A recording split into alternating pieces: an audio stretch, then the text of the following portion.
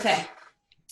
I'm going to call the meeting to order. This is the Board of Education meeting for which adequate notice under the Open Public Meetings Act was provided by written notice on August 21st, 2020 to the Courier News, Echo Sentinel, the Star Ledger, Tappan to Warren, and the clerks of the Borough of Watchung and the Township of Greenbrook, Long Hill, and Warren. Roll call, please, Mr. Stiles. Mr. Fallon? Here. Mr. Hayek? Here. Mr. Hunsinger? Here. Mr. Morrison? Here. Sorry, Mrs. Ober? Here. Ms. Potter? Here. Dr. Shabilsky? Here. Ms. Raban? Here. And Ms. Brown? Here. And Dr. Chand is not present tonight. He did notify us. Okay. Can you please all join me for the Pledge of Allegiance as we get the flag up?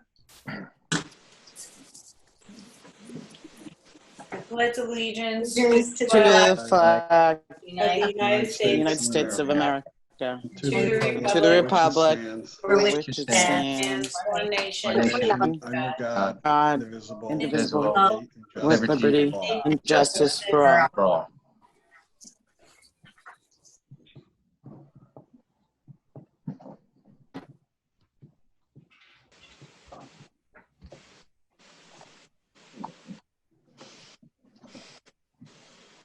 Okay, may I have a motion to go into executive session in accordance with the provisions of the New Jersey Open Public Meetings Act?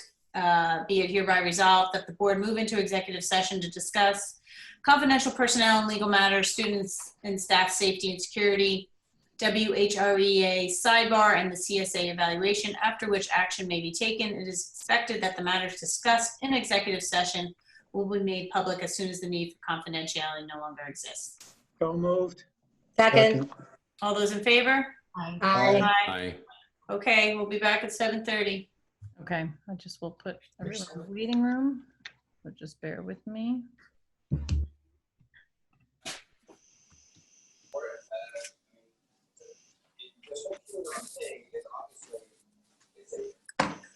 Okay, Ms. Brown, just so you know, so we do have 300 people is the limit for the meeting, and we've reached that. We have 5 or 6 people that are in the waiting room. If anyone exits the meeting, I can let them in, but the meeting will be videoed and posted on our website so that anyone who's unable to participate tonight, will be able to watch it.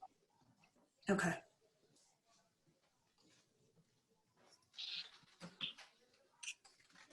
All right, and everybody's in at this point, or you're still letting people in?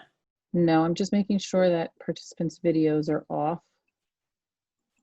and that they are muted. Muted, yeah. Okay, we are good. Okay. All right, so the next portion of our agenda is board correspondence. We received multiple email correspondence from teachers and staff. The board received and forwarded same to the administration. And we did meet with the WHREA on last Friday, and went over essentially the 6, 7 points that were in a lot of the emails.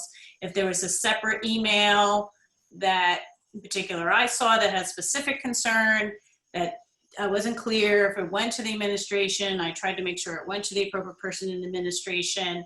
But if you have it, I just want to make everybody clear in terms of that correspondence, like, I did not respond to every single email, and but every single email was read, and if it had different information, then some of the emails seem to have the same information in them. I didn't forward every single one to the administration, but if it had different information, I forwarded that.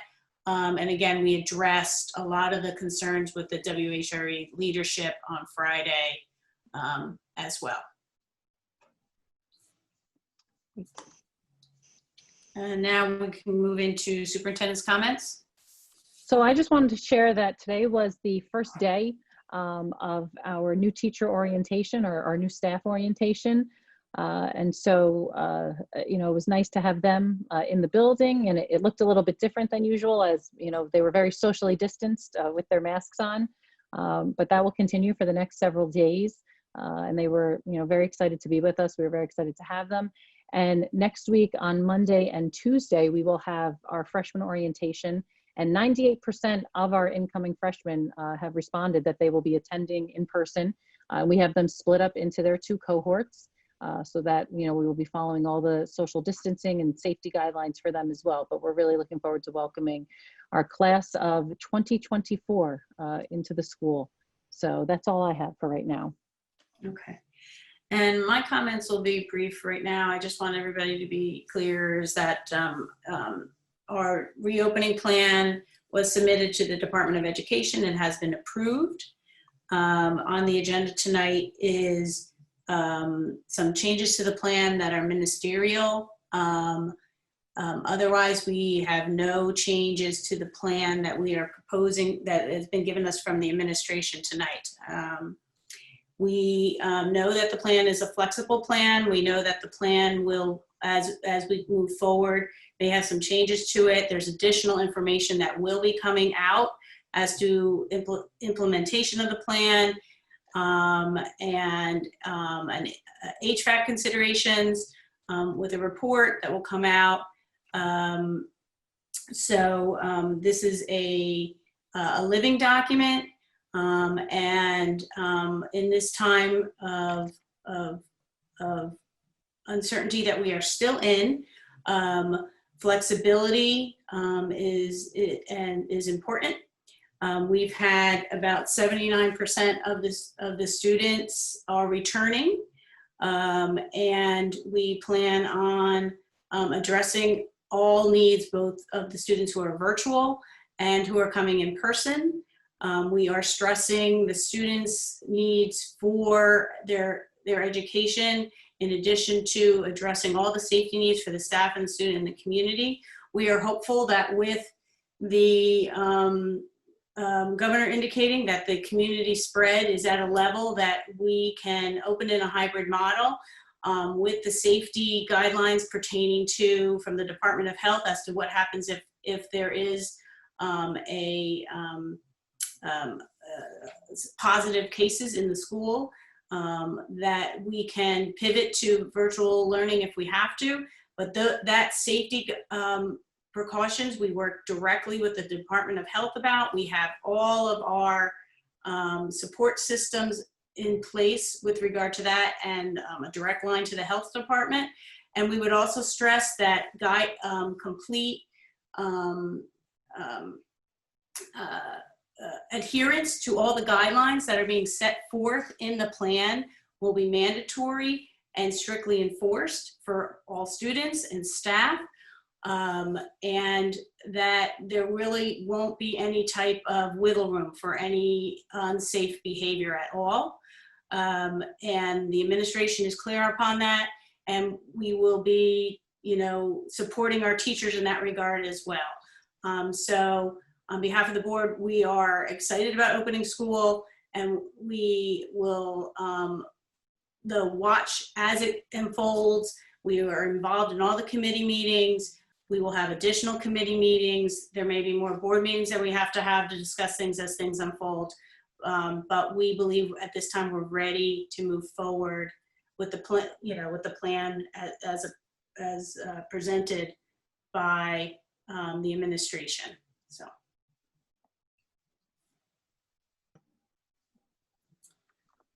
All right, the next is the business administrator's comments. Mr. Stice. Thank you, Rita. And the only thing I wanted to talk about was actually we do have a construction project that is still ongoing. It's the Media Center project and the South Building Electrical project. They are moving along quite well. It's still going to be worked on. The original completion date was not till November 1 for the Media Center, just so we're clear on that. And those walls are kind of buttoned in now. They have plastic over both of the opening areas. And they'll be working within that zone. So, but again, it's not complete till October 31st, but it is going along very well. In fact, I was in there today and it looked pretty good. That's great to hear. That's it. All right, so we have committee reports. Education, I guess, is first. Mr. Morrison? So the Education Committee met on August 19th, 2020 in the afternoon. Primarily, we were reviewing the new Department of Health guidance that came out, as well as the governor's guidance regarding virtual learning. We went through the new plan, or the new indicators that the Department of Health put in place regarding how they designate different areas of the state, different 6 regions of the state that they are identifying where they are as far as in what stage they can reopen. And the majority of the state, the central and south part of the state, are in the yellow, and the northern part of the state was in green, yellow indicating that we were approved to open in the hybrid model. As far as the virtual learning options, we went through the new information that we received from the state regarding the virtual learning option, and also went over the fact that students who elect to be 100% virtual will be allowed to participate in sports per the governor's executive order. And so we discussed, additional information regarding our reopening plan and some of the guidelines. We also spent a little bit of time talking about sports and co-curriculars. Particularly, this is as it related to how we would handle the approving of co-curriculars, which we're holding off on until the September board meeting, so that we can evaluate more of a time for a plan for the individual clubs. And we had further discussion about that. And I believe that we'll probably meet again to discuss that prior to the next board meeting. We also then talked a little bit about the virtual learners' participation in sports and some other aspects of how we would manage that. And then lastly, we spent a good bit of time reviewing some of the questions coming from Whrhea as it related to the Education Committee to make sure that the questions that were being raised were being addressed by the administration. And that concludes my report. Any committee member have anything to add or correct? No. Great, thank you. Thank you, Bob. Personnel. Susan? Okay, we also met on Wednesday, August 19th, and we mostly discussed the reopening plan. We also previewed the agenda items for tonight. We approved the resignation of one teacher one teacher waiving the 60-day required notice. And we approved the hiring of 2 fall soccer coaches. Anybody have anything to add?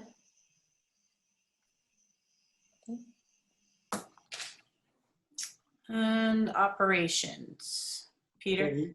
Yes, the Operations Committee met on Friday, August 21st. We began with a discussion of the D items that are on the agenda today, including there's a few items on a preview agenda for today, even though this is not usually a preview meeting. There are some recommendations for looking at alternatives to how we do the HVAC project for the South Cafeteria. We had been looking at possibly just changing the chillers. Now we're looking at the possibility of a more complete change. So that requires approval of some architect's fees and likely moving some money around, because that project would be more costly but would last, we believe, quite a bit longer. That's why we recommended that it be put on the preview agenda today, so that it wouldn't be voted on until our meeting in September. We then discussed the rest of the D items, and then we moved on to a discussion of the reopening plan. Similar to the Education Committee, we tried to address with the administration some of the issues that have been raised. Mr. Stiles, addressed us regarding the reopening plans with regard to building operations, and he addressed a number of the concerns raised by the staff concerning the HVA system, and he reminded us that the district has retained a professional to perform air quality sampling in in a large number of our classrooms. We've gotten some of the information back on that, although we've asked for more detailed testing, and we expect to get data back from additional sampling tomorrow, and then our engineer work on the report so we have it by the end of the week. And so that's going forward with that. We had asked about the data being available, and you know, some of that has been made available, and as I said, we are anticipating more of it by the end of the week. Then Dr. Shabilsky discussed prevalence rates and tracing statewide, and some more discussion of concerns with the latest state COVID updates. And that's all I have, unless any other members of the committee want to add to that. Peter, actually, I just for the HVAC, so I don't, Yes. let me just clarify a couple of things. Thank So, you. yeah, so we've had our engineer and architect we've been working with for a couple of months now. Afterwards, we employed someone called an air balancer. So, and the purpose of the air balancer was to test the airflow in the individual rooms. Not all, just a sample, and teachers, when I asked to give me, if they have concerns, just send me your room, which they did. So we've been adding them on as best we can to the study. So when we got he came a couple days already. When we got some initial numbers, when we reviewed them with the engineer, what we saw was they were measuring the airflow into the classroom from the vent. So if you're in a classroom, you'll see vents, and they put this machine up against the vent, and it measures the airflow going into the room. What they didn't do was they made an assumption on the airflow coming from the outside of the building into the units. And some rooms have univents, those small unit ventilators that are sitting in the room. The other ones have ducts up above the ceiling, which comes generally from a rooftop unit.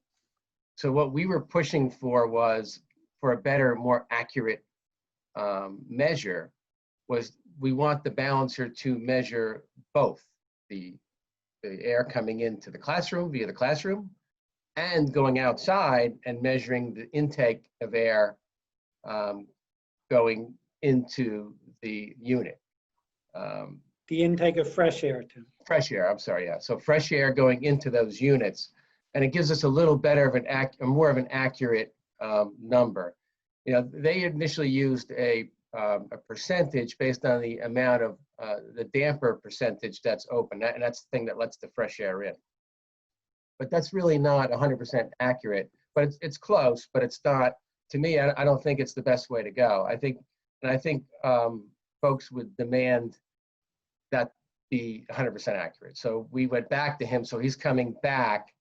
Now, he was initially going to come back Thursday, but he did agree to come back Wednesday to finish that up. And then we got to crunch the numbers and get a report out. So we're hoping to have it by Friday. So just a clarification on that. Thank you, Tim.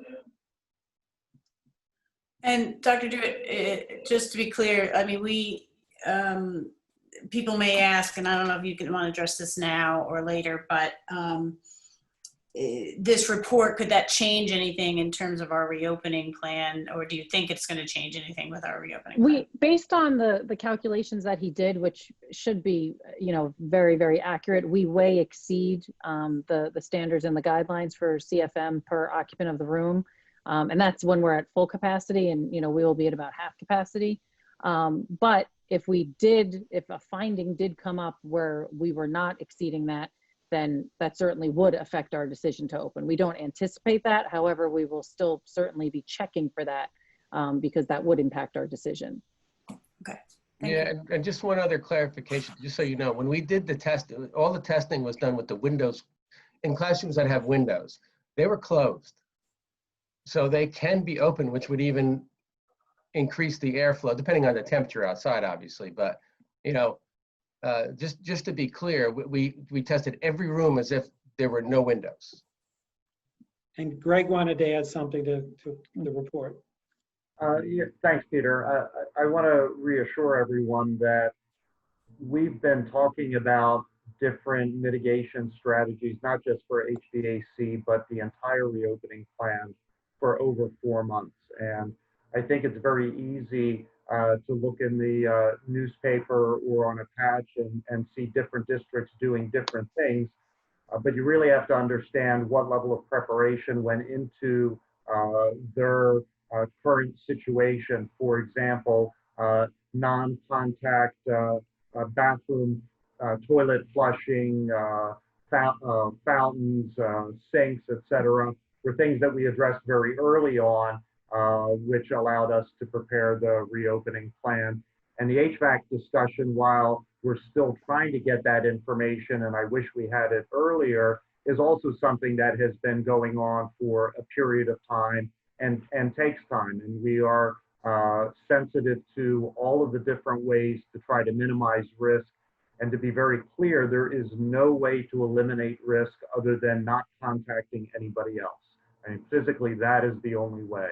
But ultimately, that's not realistic. And I think the board and the administration have worked hard to uncover every option to look at how we could optimize our safety and minimize our risk. Thank you, Greg. Anything else on operations? And anybody else want to add anything? Okay. We're now opening the part of the agenda for the first opportunity for public comment. It's limited to agenda items for this meeting only. The second public comment period will be open to any topic. All comments are limited to 5 minutes. We have a lot of people. I'm going to ask that you, if you would like to comment, first try to use your raise your hand function. If that's not working, please email Dr. Jewett any of your questions. If hopefully, you know, we'll get through everybody, but if you can just be concerned, you know, everybody can speak who wants to speak. I'm not saying that, but if like you're going to say something that is somebody else spoke and you don't have to speak, think about that. But again, if anybody who wants to speak can speak, and then we're trying to get through everybody this evening. So with that said,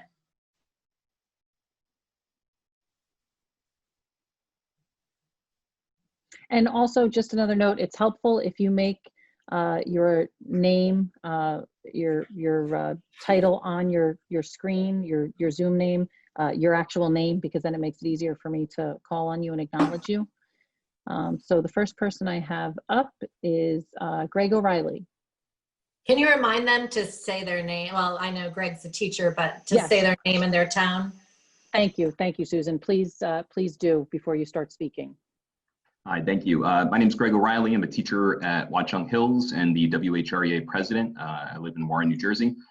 I have some questions about the HVAC system, since that was brought up, that I'd like to ask and try to get more information, both for myself, but also for the faculty and staff and the students, so that they can understand the system a little bit better and understand and feel more safe about returning to school physically next week.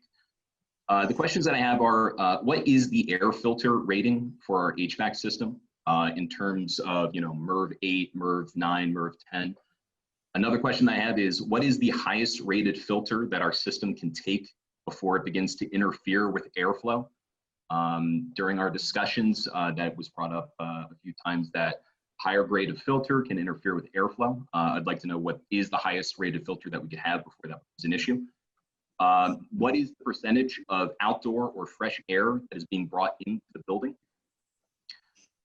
What is the range of CO2 that's being exhausted out of the school on a daily basis? One question I have is, will we open dampeners each day and run them at 100% capacity for 2 hours before and after the school day in order to flush out the air and recycle it more effectively? Likewise, Will we open up dampeners and run the system at 100% capacity for 4 hours after a possible or confirmed case of transmission or somebody who's been identified as having COVID-19? One question is, what evidence do we have that each room for students and faculty is in fact safe in terms of airflow and air quality? I understand that the reports that are being done and the tests that are being completed are being done on a sample of rooms. I think it would be helpful if we had an explanation and demonstration of how that sampling proves that each working space for students and staff alike is in fact safe. Additionally, I have questions regarding areas of probable transmission, places like bathrooms or the isolation areas that we'll have. Do those areas of probable transmission, do they have a negative air pressure? Likewise, in terms of the isolation areas, have they been identified and defined, and do they also have a negative air pressure? Also, will our HVAC system be inspected on a continual basis and regular basis throughout the school year? And if so, how often will it be inspected to ensure that it is still operating in the capacity that we're going to need it to during this pandemic? Thank you for your time. Thanks, Greg. Carolyn Cottrell. Hi, Carolyn Cottrell. I'm a science teacher at the school. I'm also a resident of Watchung. I have two questions. I wondered whether the board had ever considered delaying the opening a week until the results of the HVAC could be carefully looked at and made public, as to allay any of the anxieties that people are feeling, teachers and students alike. And I know a lot of the teachers are wondering when they're going to be made privy to really important factors in the reopening plan in terms of student flow in the halls, students being permitted to go to the bathroom. I mean, I know that we have 2 in-service days next week, but it seems like it's an awful lot of information to be asked to digest in 2 days' time. So we're just kind of wondering if there's a timeline for that. Thank you. Randy. Hi, thank you for taking my questions. I have a couple. How will the students Who are you? know? Just Who say are your you? name. Oh, I'm Oh. sorry, Randy Friedman Greenbrook. How will the students know how to dial in to their classes when they're remote? A follow-up to that is there a backup plan in the event we lose power or have another hurricane or severe storm? And if so, what's the backup plan for all the remote students, even with the hybrid model? If a senior has senior early out or senior late in, how is that going to work?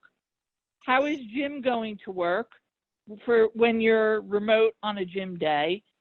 And what protocols will be in place for student testing if a test occurs and the students are at home? Thank you for your time. Thank you. Ms. Oleski.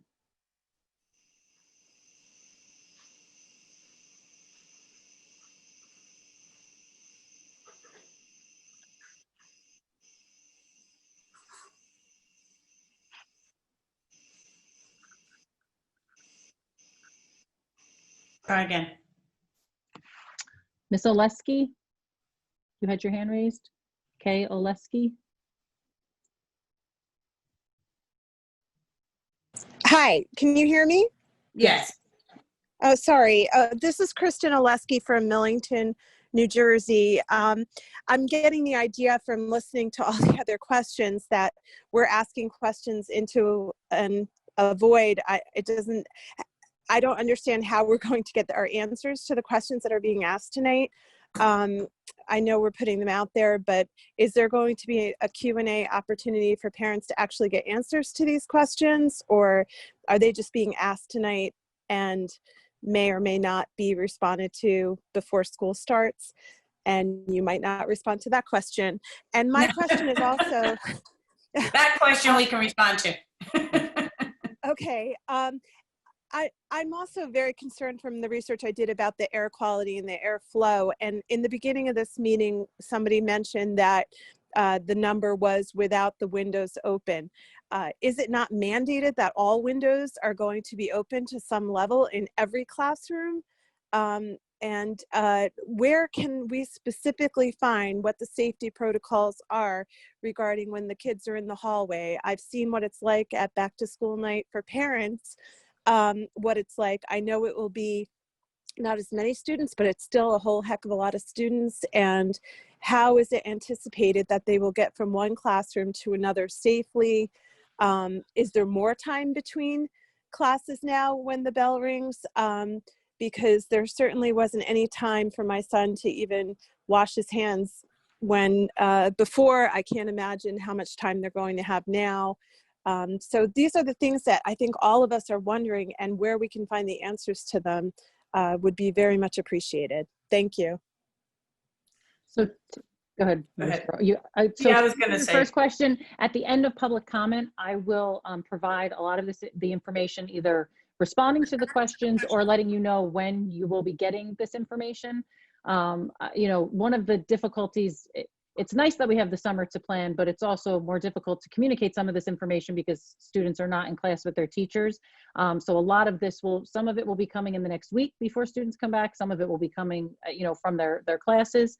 And just with regard to, and we'll talk a lot more about HVAC after the close of public comment, but what Mr. Stiles meant when he talked about that the testing was done with the windows closed, meaning it was basically the worst case scenario of airflow into the room. If yes, opening windows is highly recommended and that tremendously increases it. We did the testing without that so we could see, on a day where we could, for whatever reason, we can't open the windows because of the weather outside, we wanted to make sure that the airflow was sufficient. But we'll speak about that in more detail once public comment is closed.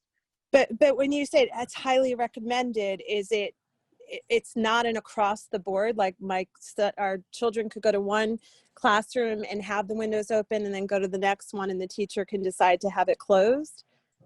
We will be telling teachers to open windows when weather allows. So I'll speak more to that later. So I will address that later because there's a lot that goes into the airflow conversation and what is optimal for the classrooms. Okay, and is there any reason that we're not giving teachers and staff and students time to figure this all out? Why are we going back before Labor Day when there's so much more to figure out and there's so many questions to be answered? You can add that to the list. This you is can not add that to Q&A. my list. I just don't understand the rush to go before Labor Day when teachers haven't even had the opportunity to figure it out. It just doesn't make sense from a safety perspective for anybody involved. Thanks for your time. Thank you. Lee Brodsky. Hi, Lee Brodsky. I'm a teacher at Watchung Hills, and actually my question kind of piggybacks on that. We have 2 professional development days in October, and I was wondering why those couldn't be moved to the reopening so that we as teachers have more time to really work on getting a handle on the technology, on making sure that we are comfortable with both the in-person and the virtual learning that's happening so that we can plan for those eventualities, power loss, things like that, to have a backup plan. One thing with virtual teaching is that it's only as good as the instructor is comfortable with the technology. So have more time to get it right the first time, I think would be really helpful from a teacher standpoint and from the educational standpoint. I think the kids will get a much richer experience in the classroom. Thank you, Lee. Ms. Zhu.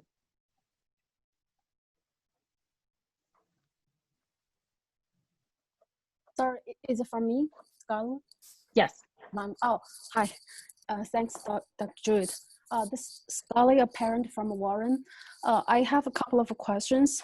The first question is regarding the electives. So we got the email saying school cannot change the electives. Um, we actually planned to request changes. So I just want to know, I understand that it's a challenging time, but can you provide a little bit more details that this is absolutely not possible? Thank you. Ms. Grunther. Good evening, everybody. I just wanted to say, I have a couple questions. I'll try and keep it brief, but I did want to say something. I'm struck by saying that, you know, other schools are closing around us, but we shouldn't really compare ourselves to them because, you know, we were preparing beforehand. I know teachers and administrators at places like Milburn and Ridge that have gone all virtual, and they were preparing quite early on. I don't know if that's a really fair comparison. Some of my questions are so trivial that I'm almost embarrassed to ask them, but I'm asking myself this question: why is it that in less than a week I'm going to be in the building and I don't know little details that would make me feel so much more relaxed about going back? Who's setting up classrooms? Is that my responsibility to be measuring distance? Is that building and grounds doing that? I'd like to know, you know, one of the CDC guidelines and Governor Murphy's is about the disinfecting of shared resources. Desks are shared resources. So between every single class that I have in a hybrid model, I'd like to know who is responsible for cleaning those desks. It sounds trivial, but we have so many questions, and I really don't understand why it's a week before we're opening and I don't know any of this. I really would have thought that these kinds of things could have been decided in the months of preparation and communicated to us, because we're just honestly anxious, and the less we know, obviously the more anxious we are. So, you know, we've heard plans. Kids will be disinfecting with wipes when they come in. No, it's the kids who are leaving. No, it's the teachers. I'd like to know that. In line with what another parent, I believe, was asking, was hall monitoring seems like a very tricky thing. And she cited, you know, the pictures that we've seen from schools that are open, and cited also how crowded the hallways are, even if there are only 1,000 kids in the school rather than 2,000. I'd just like to know, like, we now have our duties as teachers, but people who are hall monitors, what exactly does that entail? If 2 kids take off their masks and are walking arm in arm, you know, is it the teacher's responsibility to approach them to get close to this unmasked, you know, student and ask them, you know, and to discipline them? Or are we just yelling down the hallway, hey, put your mask on, and they're just moving along?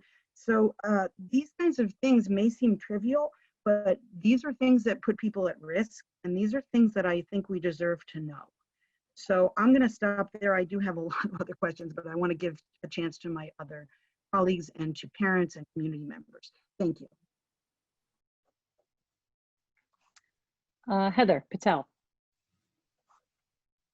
Hi, I'm Heather Patel. I'm a physics teacher at the high school. I just had a few questions. My class is one of the classes without windows, so I appreciate all of the work with the HVAC system. I just wanted to double check about the filters, because it's not just air coming into the building from outside, but also from room to room, and making sure that it is being filtered and not recycled from room to room, just since there's no cross ventilation in my room, which I know is true for other rooms without windows and the ones with the small windows and stuff. Second question I had was if there was any way to change the amount of passing time, because 1,000 kids in the hallway with 5 minutes to go from one side of the building to the other still feels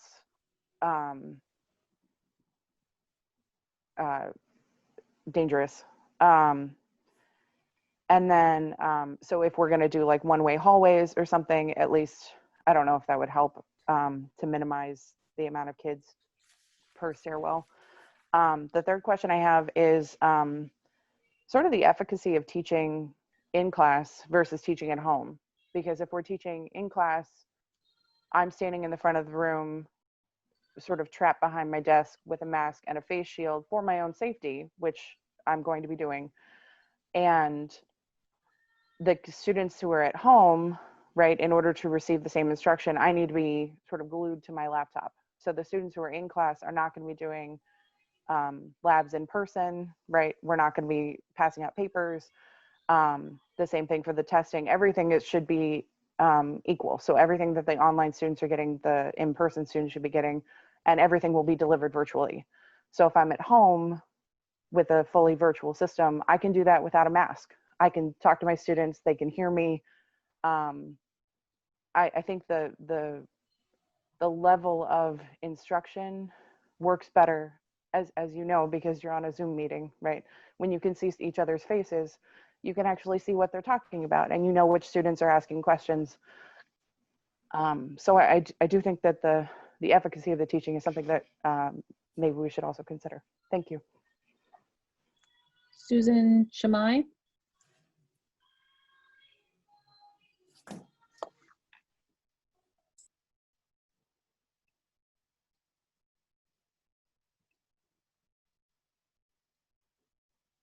Ms. Shamai, can you hear me? Can she, I think she's muted. Can she unmute, or do you have to unmute Yes, her? no, she can unmute. Okay. All right, I'm going to move on to the next person. I can come back Hello, to her. can you hear me? Oh, yes. I'm sorry about that. It only came up later. Hi, I'm Susan Shamai. I'm from Warren, New Jersey, and my question's fairly quick. I was just wondering if the kids are doing the hybrid model and, you know, they're going to school Monday, Tuesday, doesn't matter, and they don't want to go in that day, or they're not comfortable, and they do their work from home, will they be considered absent, or will, if they're logged in from home, will that count as a day in school? That's kind of, you know, my main thing. My other concern is, just as someone just mentioned, I feel that, you know, I don't know that they're getting, that if a teacher has to be focused on the kids in school and the kids at home, I'm afraid that nobody is getting any quality, you know, instruction. That's just a, you know, a thought. But my question was about the absence or lack of absence. Thank you. Thank you. Jana Badaloro? It didn't. Hello, how is everyone? I just have a quick point question. I'm a teacher at Watchung Hills. I'm in the English department, and I am one of the, I have a very small classroom, but I have classes of over 26. I understand that they will be obviously split, but the majority of mine are not virtual. My windows, and I think all of my colleagues on the English wing, we have what we call Vegas locks on our windows. We can't open our windows more than a few inches. We're up on the second floor. So I'm concerned about the airflow in that regard. So the other thing is, I'm a mom too. I have 3 kids who are going back to public school, 2 in high school themselves. And they're actually not starting until, like, they're starting virtually on the 8th, and then they go back the 14th in person, trying it out, just to give the teachers and everybody sort of an approach to getting the kinks worked out in the kids that are full-time virtual versus part-time, because I think everybody's heard rumors of, well, we won't be able to give them papers, or we won't be able to move around the room, we won't be able to leave from behind our desk. And I think I'm sort of echoing what I've heard a couple people say, is like, we just need those details. If we have a better kind of understanding of that, what does a lesson plan look like? We're taught that from the time we start in our bachelor degree. And so I think that's what we're looking for, is more concrete stuff. Like how are we going to be able to reach those kids that are in that room, but also our kids that are sitting at home. And we want to make sure, because we love our kids and we want to do a great job of it. We want to reach all of them. Thank you so much. Thanks, Jana. Kyla Garcia. Hi. Can you guys hear me? Yes. Nope. Okay, good. Sorry. Just a quick question. For one, it's difficult that we will be in person in less than a week. I have a lot of high-risk family members, and we're sitting here in a virtual Zoom meeting with the Board of Ed and the administration. You know, so it just makes it a little bit uneasy. But my comment is that I do think that a lot of parents should be aware that there are many classrooms without windows, as that might change how they feel.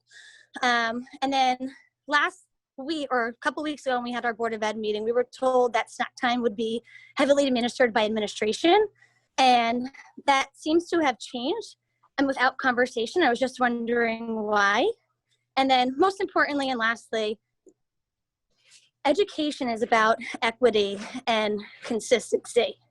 And I feel like our current plan and what could possibly occur within the next couple of months, as per the CDC and the governor, that we could be going back. And I know that we have a fluid plan to go virtual if needed, but to me as an educator, and I would assume everybody agrees, we are doing a disservice to our students because we aren't giving them the quality that we could be if we had been planning to do virtual. Thank you. Alexandra Schmitz. Hi, this is Donna Schmitz from Greenbrook. I have a comment rather than a question. I was hoping the board could delay the start of school till after Labor Day. The reason for my thinking is, one, you have tons of people coming back from vacation, and it'll at least give everyone a chance to be home to see if they start developing symptoms of COVID. This way we will know before, you know, if we start before Labor Day, everyone's going to pull into their driveway August 31st and they're going to start school.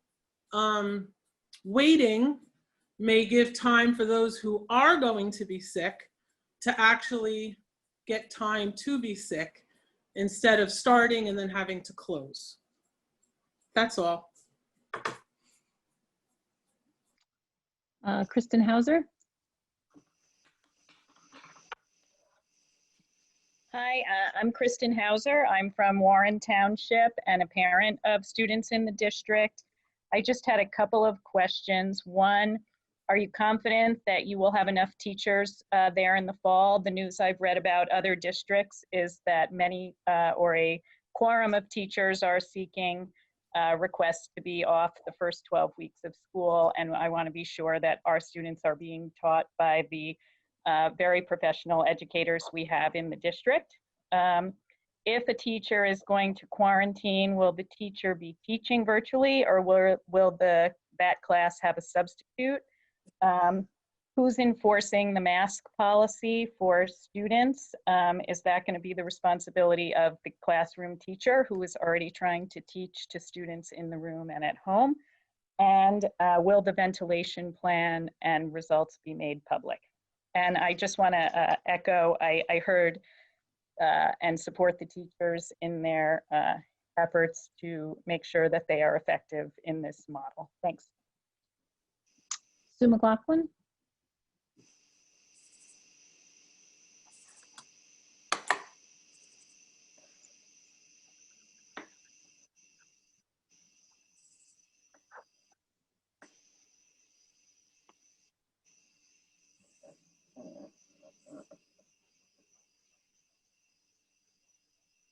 Sue, are you there? Sorry, I thought I pushed the unmute. Sorry. Okay, Susan McLaughlin, Berkeley Heights, New Jersey. I'm an aide with the Special Ed Service Department.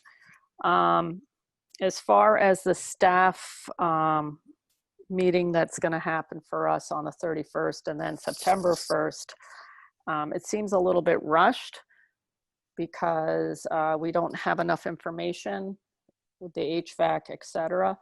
And would the administration consider doing Zooming instead or Google Meets? I know Google Meets has its problems. You can't raise your hand, you can't let anybody know that you want to be heard, et cetera.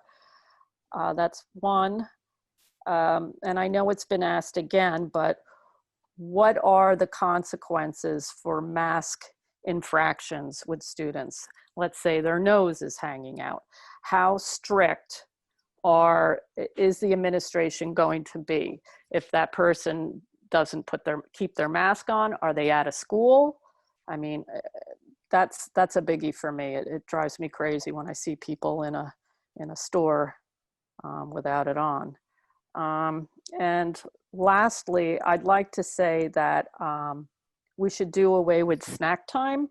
We have a half a day and they're going home for lunch. And I think that the kids deserve the time in the classrooms learning versus traveling in the hallways, getting to snack for 15 minutes and then going back. That's it. Thanks for your time. Thanks, Sue. Jackie Gilliam? Good evening, Jacqueline Gilliam, and I teach Spanish at the high school. I spoke at the first board meeting. I just want to start, most of what I have to say is comment and a couple of questions. We received an email with regard to the quality of air, and the response was, the concern is flow and not quality. And I have to say that gave me pause because I think the quality is really important, okay? And as far as the windows being open, I have windows in my classroom and they will be wide open every single day, no matter what the weather. I'm just gonna put that out there. There will be plenty of air in my classroom. I did receive a couple of emails from my students this week that really touched my heart. You know, one student wanted to introduce herself and she's excited about being in my class. And the only reason I'm saying this is because it touched my heart, because we teachers, and I believe I'm speaking for all of us, we want to be there for our students, but safety is paramount. And now we see other districts that are delaying it because COVID has its own calendar. And we have a school calendar, which I don't think is congruent with the COVID calendar. So I just feel we're rushing, and I don't want to be an experiment. I don't want our district to be the experiment of how to do it correctly and risking lives. I feel the same way that I felt when I spoke during the first meeting. Okay, and what about the enforcement of masks? I mean, we want to put forth a good lesson and have engagement, but you are going to have students that are going to push the envelope because that's what teenagers do. They push the envelope, and who's responsible for that? What about the cleaning of our classrooms? What about the sanitizing between classrooms? There's still so many things that are left without answers, and I have concerns, and I feel like we are rushing to make an opening before Labor Day, and we can do this. We're working hard to get it right, but I still feel we're rushing, and I'm still concerned. Thank you. Abby Shanahan? Hi, my name is Abby Shanahan. I'm from Warren and I'm a student. So I had a few questions. So as a student, I know how the halls in certain areas can get very clogged and backed up. And even with half the student body like being virtual, I would like some clarity on how social distancing requirements will be followed within the hallways. Also, when students are virtual, do we have to be logged into a Zoom for snack time or study hall? Is water going to be allowed to drink in the classroom setting? And adding to that, are water refilling stations going to be closed for sanitary safety? And if so, is there any location on campus where students can get water? Thank you for your time. Okay, Megan Finneran? Hi, I'm Megan Finneran. I'm a business teacher at Watchung Hills. I spoke last week too, and thank you for the HVAC update, but it would be important for all of us to know that before we walk into our classrooms. The other thing about these windowless classrooms, I'm one of the windowless classrooms, and can we get air purifiers in those classrooms to make sure, like, we can't open windows, we should have some other thing to protect us, because half the staff has windows and the other is the have and have-nots, and the have-nots want windows, you know, so maybe an air purifier would be something we can do. The other thing, I have a in my room, as others, I have computers. I'm a computer lab. Are those computers still out when I get there, or are they still going to use those computers, the students? You know, the desk computers versus their laptop. I still am very unclear of how I am going to teach virtually using my laptop, and also using my laptop to take attendance, and using my laptop to share material. You know, it's a lot. I just don't understand the concept. Like, is every classroom already wired for us? Are we having cameras in the classroom? I can't visualize the classroom of how I'm supposed to do this with my mask on, my, you know, whatever, my lab coat, whatever we're going to do to protect ourselves. I just can't envision that. And I had something else written down. What about the accountability of parents for their children not going to parties, which I think at a high school level, we know there's so many parties. I talk to my old students too, as many of us do. There's parties going around in the community. So who really has the accountability? Hopefully all the teachers do, but will the parent not let their kid go to school because they were at a party? You know, they're letting parties going on. And I think, yeah, I wanted to talk about the mask too, about, you know, what is the, if they don't have their mask on or they're fooling around, and I'm freaking out in the classroom because I have an elderly mother that now I'm going to be a pariah in my family. Nobody's going to want to come near me because I'm a teacher. I'm saying goodbye to some of my friends, like hugging them because, well, the ones I can. I go, I can't hug you anymore. Can't do this with you anymore. I can't even see my mother, you know, but through a window now. So these things are very concerning to all of us because it affects all of us in all different ways. Thank you very much for your time and all the work you're doing. Thank you, Megan. Bruce Ruck?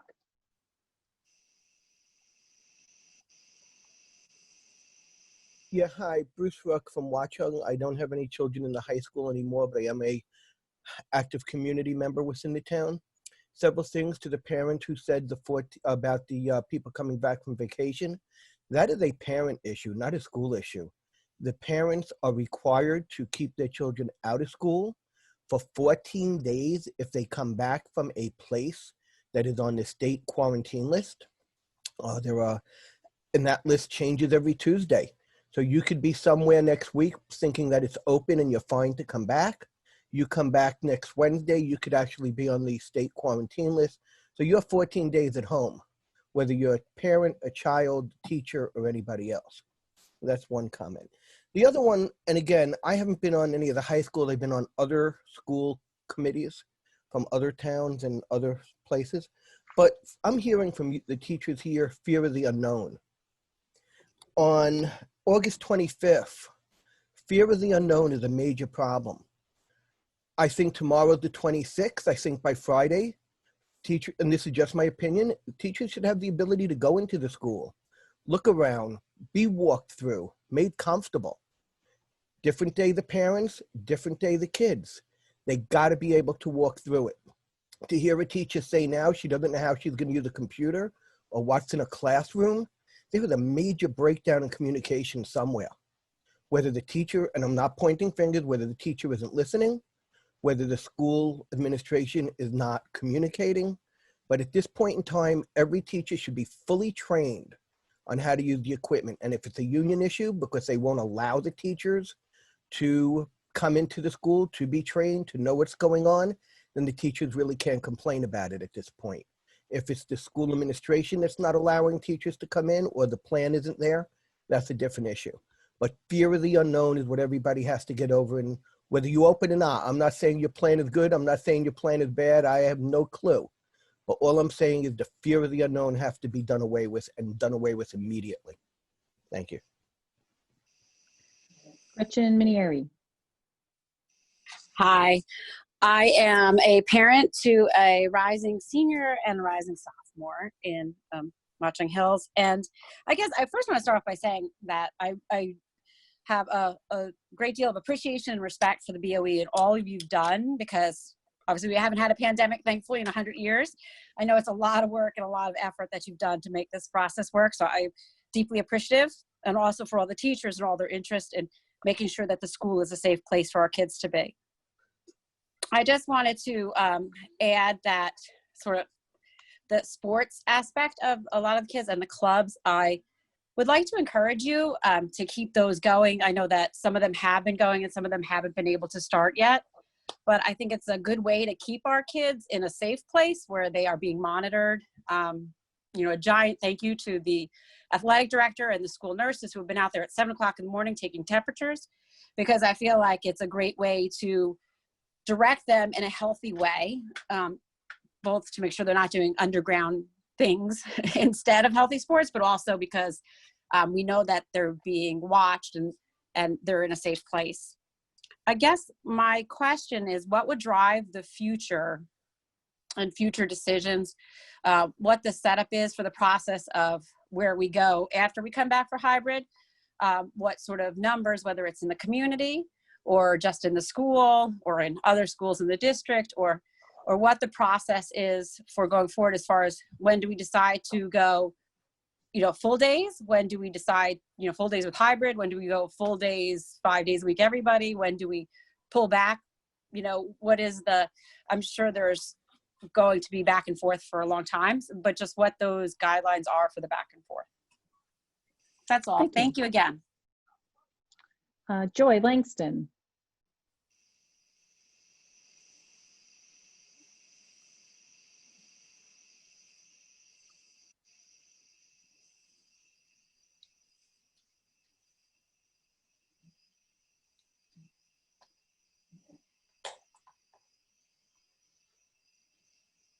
Joy, can you hear us?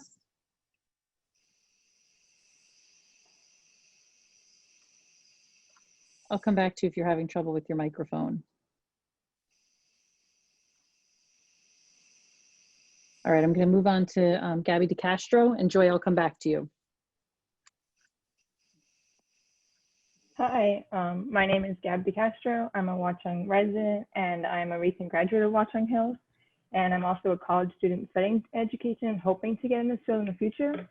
I want to start by thanking the Board of Ed, the administration, and the staff and faculty of the Watchung Hills who have been working tirelessly to make this school year as successful as it can be. And I just have a few quick questions to ask. How has the board been meeting over this past summer? And have you taken the time and the opportunity to utilize the newly upgraded classrooms with their technology that would offer a hybrid opportunity? Because I would love if there was transparency about if the Board of Ed has been able to have a hybrid meeting with 15 or less adults who are fully capable, and using the computer technology to have several people in the classroom with face shields, with masks, with plexiglass and windows open to run a single meeting, and even run 4 of those over the course of a day. So I just was hoping that the Board of Ed could offer some guidance about how they are putting themselves in the teacher's shoes and how are they using this newly upgraded facilities. Thank you. Joy, I'll come back to you now. Hi, can you hear me? Yes. Okay, good evening, everyone. My name is Michelle Clanton Langston. I'm actually Joy's mom. She is sitting beside me. Before I even begin with questions and concerns, I want to first take a minute to just say thank you to the Board of Education, to Dr. Jewett and your team, to the administrators, the teachers, the staff, and even the other parents on the line, the students. I'm a teacher by profession in another district, and we just had a quick turnaround based on a survey. So I completely understand all sides of the coin, but I just wanted to say thank you for your efforts. It's not easy, but I appreciate the fact that we have audience to be able to speak, you know, to that. My first concern, I guess, is just opening day. What cohorts are to report? Are all students expected to come? You know, just clarity on if cohort A starts on Monday or if cohort B starts on Thursday. Just what exactly will that first day or first week look like? We have their schedules, but in terms of their report time. Joy had some questions about the snack time in terms of how was that organized, and if people have allergies to peanuts or other food items, how are we going to organize and make sure that kids are not intermingling, during that snack time? Because of course that's a social time. And I know as a teacher, we want to take as much time as we can in the classroom because it is a half day, but the snack time is important because they need to refuel, they need to kind of digest whatever was going on, and just to take a woosah. So if we can keep the snack time, I think that's beneficial. The other concern I have is, what is the frequency or the requirement of testing of both staff and students? Are they required to submit negative results, like say every 2 weeks, every month? How is that going to be reviewed on a weekly basis? And then a worst case scenario, if someone is tested positive for COVID-19, either in a particular classroom, and let's say there's another student in another classroom, is the classroom quarantine? Is the school quarantine? What's the plan and the protocol if the school does have to do a quick turnaround to do remote? And will those things kind of be in place, somewhat like an emergency plan? So those are my concerns in worst case scenario. But again, thank you to everyone for all your hard work. And also in terms of some of the sports activities, I know with football, there's going to be a limitation of about 500 students. And so how is that going to be managed? If a group of people come to the game and let's say they have to go back to the car for something or whatever, will they be allowed to come back? And I know that number includes both the participants, the students, the marching band, the football players, the cheerleaders, and et cetera, and then parents. How is all of that going to be managed and communicated so that it's fair that everyone can come and see their children? And again, thank you again for everything you do. Appreciate you. Thank you. Michelle Ludington? Hi, Michelle Ludington. I teach social studies at Watchung Hills. So HVAC and health issues aside, I think we've made it more than obvious that the teachers and many of the parents are concerned about that, but I actually want to focus on the quality of education that we'll be providing our students. I had sent an email to the Board of Ed earlier this week, so I don't want to really rehash what I sent in that email, but I'd like to make a statement that will make it clear to all of the parents, the administrators, and students who are listening to this Zoom meeting. There's so much more to teaching and education than just being physically present in a room. The way that this hybrid model is set up will make it difficult for us teachers to really provide any kind of quality education. I've been teaching now for 23 years, all here at Watchung Hills, and I love my job. I love my students, and I love the interaction I have with my students. I do not believe that standing behind a computer with a mask and a face shield is going to allow me to do my job in the best possible way that will help my students learn and grow as people and as pupils. I have purchased with my own money a voice amplifier and a lab coat to help me with teaching, but these won't help me understand my students' muffled voices. It won't help me see their faces and read their understanding, especially for the students who don't speak up. And I teach 4 sections of freshmen, so there are a lot of them who are still very timid because they don't know anyone yet. I have done research all summer on ways to help me reach my students virtually, and I've requested access to multiple free Google extensions that would allow Google Meet for to have students raise their hands, to go into breakout rooms, and I've been told we can't download these tools that will help teach our students. I will be there for my students no matter what the situation is going to be. But I honestly believe that the best possible experience will be a virtual one where I can see my students' faces and they can see mine, where I can hear them and they can hear me. With all the right tools, a virtual experience will be a far richer experience than this hybrid plan, where we would be constantly torn between our virtual students and our live students. My question is, why have we not decided to go all remote, at least in the beginning, so we can meet our students and see their faces and they can see ours?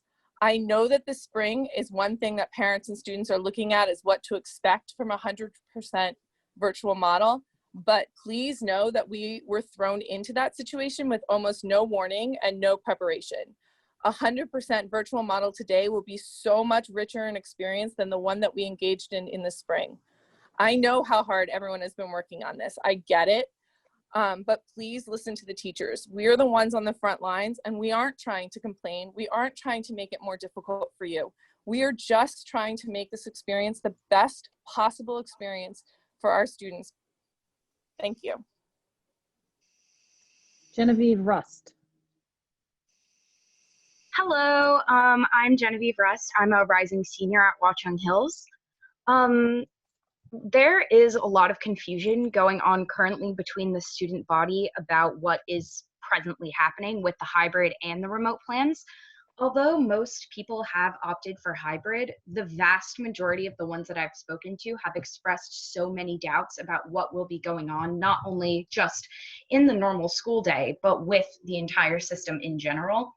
This is especially relating to the arts and science classes, as so far we've received no guidance about what will be happening in accordance with supplies and methods of teaching and all these other things. And I very much, well, obviously we very much appreciate what you're attempting to do, but I feel like there's such a big issue with transparency that the entire student body, as well as the teachers, has been left out of these decisions.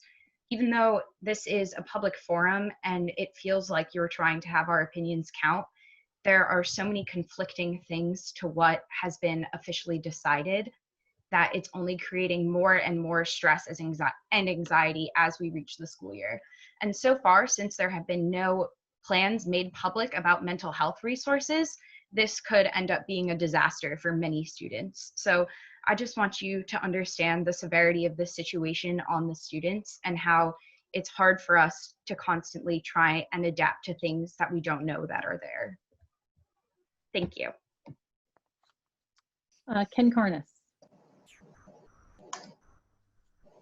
Hello, everyone. Ken Carnes, Association Representative, teacher of history for the past 14 years. I would like to make a comment about the anxiety and concern that exists among the faculty and staff. Many of them share my anxiety, I know, when speaking even in this forum, because we like being professional, respectful. We don't want our criticisms to be conflated for disrespect. I'd like to thank all of those who did speak here for themselves and also on behalf of others who I know share their concerns. I'd like to personally think that after spending the summer working closely with the union executive, which includes about 18 members, all of whom have small groups they themselves reach out to, meeting with reopening committees, meeting with administration, surveys of our membership, casual conversations that I've had with my colleagues, my friends, that I have a pretty good grasp on the general anxiety that pervades the population. But being as involved as I have been, I find myself struggling to gather the details needed in order to actually focus on and prepare to do my job. I don't like saying that. I feel uncomfortable acknowledging that. It's the first time in my career I have not known how to approach a job, my teaching year. And I hope you can imagine that the challenges the faculty and staff are dealing with in not only how to do their jobs, but also wondering if they will be safe. Having not been around as much of the experience this summer that I think I have been. We have been told to be patient and have confidence, but I'm gonna be honest, confidence alone is no longer enough for me. I think we need details, we need more reports, we need more. We need more than just confidence right now. And as a case in point, I know someone mentioned this earlier, when the duty schedule was dropped on Genesis a week before the school year started, with no explanation as to what the protocols would be in this new environment for these given duties, it created undue stress for our members focused on safety. Not just for them, but also for the students of the school. But the real challenge here, I think, is a gap in confidence. When administrative leadership told these professionals back on August 3rd, I think it was, to have confidence that only administrators will cover these duties and no teacher will need to have snack duty, it came as a shock to many when teachers opened their Genesis portal to see that they were assigned snack duty.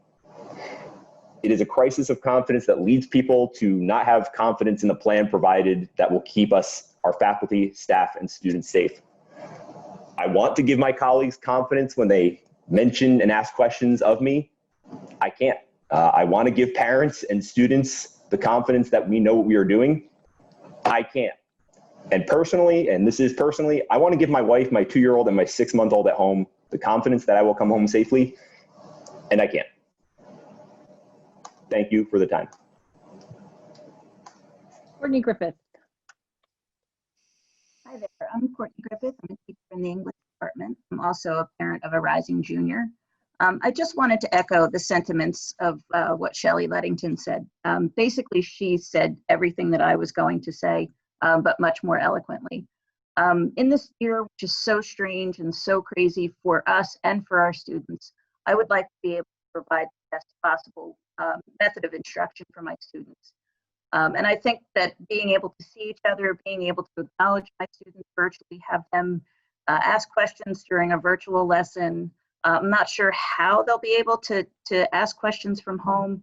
I just think that it would be better for all of us if we can see each other's faces and try to maintain as much of the interpersonal relationships that we develop with students in order to facilitate their learning. I think we should be able to do that safely, without masks on from home. Thank you, everyone. I appreciate the work that you're all doing. Michelle Strain. Yes, good evening. Michelle Strain, teacher of science. I have a long list of questions, but most of them have already been asked. So I will just ask one that has not been brought up yet. Would you consider readjusting the cohort groups? I have classes that have 4 students in session and then classes that have 14. I'm not even sure how I'm going to place 14 students in my classroom. I'm in a lab room with no windows, with desks that don't move. And that's it. That's my question. Thank you very much. Have a great evening. David Hatchie. Hi, how are you? David Hashi, I'm in the social studies department. And I just wanted to say I understand this is a very difficult situation for everybody, and there's really a no perfect situation. But we're a week out and we're still having a virtual meeting, so I think, that says a lot to me right there. I see the virtual plan, and I see a lot of plans from other schools, from our state and others, where the Wednesdays are all virtual to give kids almost a week in between. And I'm a little concerned about, why we're having this rotation. And I think with kids coming in and out more often, it gives less time if they do get sick, to really deal with it as a parent, I think, or, as a staff. So I'm a little curious as to why we're having this rotation on the Wednesdays. As far as instruction, these kids are going to get, maybe 2 hours, maybe 3 hours a week of instruction, as opposed to a full day model that's virtual, where we can do, a full session, fully teaching. So, I'm concerned about the missing time, and I'm concerned about, not being able to get as far as I can get with the students and meet all their needs. So, and I also am concerned about the rushing it out there. Obviously we have enough people here that are concerned that, in a week we have kids coming in, and we have to teach them, and yet all these people have so many questions. I just think it's rushed. So I would just like a little, more information on that. I appreciate it. Thank you. Chelsea Seidenberg.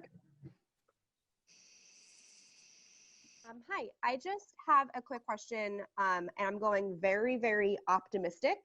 So my question is, I just haven't heard anything about if our reopening plan is getting revisited, like at, let's say, the start of the second marking period. Just, if everything is going smoothly and everyone's safe and in this huge optimistic light, is there an expiration date for our plan, or is there a thought about going back to our regular schedule this year, or is it at the best staying this as our plan for the full school year? I just have never heard that one way or another, and I just would like to at least know that for like grading purposes and just to kind of envision how the year could possibly go. I know you said it could change, but I was kind of always imagining that be a step backwards, but I was just wondering about that. That's all. Thank you. Evan Oftedal.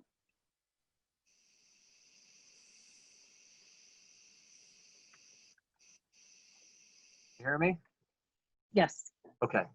Hi, I'm Evan Oftedal. I'm a social studies teacher. I'll be brief because a lot of things I would have brought up.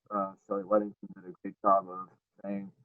I want to piggyback something that Lee Brodsky mentioned at the very beginning of the question and answer session about possibly just delaying the start of school a few days to give some more time in school to kind of work out the hybrid model itself. I've been teaching for 18 years, all Washington Hills for the most part. I echo Ken's concerns about feeling a little unprepared. That's something I haven't been preparing. I have been in my classroom. I've seen the desk set up, and it is a little bit of, okay, well, how's this going to work? I know my laptop is my primary mode of teaching, and I know with virtual there's some issues with my microphone jack, but I mean, I heard through the grapevine that we're getting some kind of special microphones, but I didn't see it in my room on Monday. I don't know if they did not deliver to all the rooms yet. So it's just a matter of, while not being adamantly opposed to returning, it's more about preparation and the procedures of how the hybrid model will actually operate and getting some time to maybe work out some avoidable things. Thank you for your time and all the effort you've put into this. Gwen, Blake. Good evening, everyone.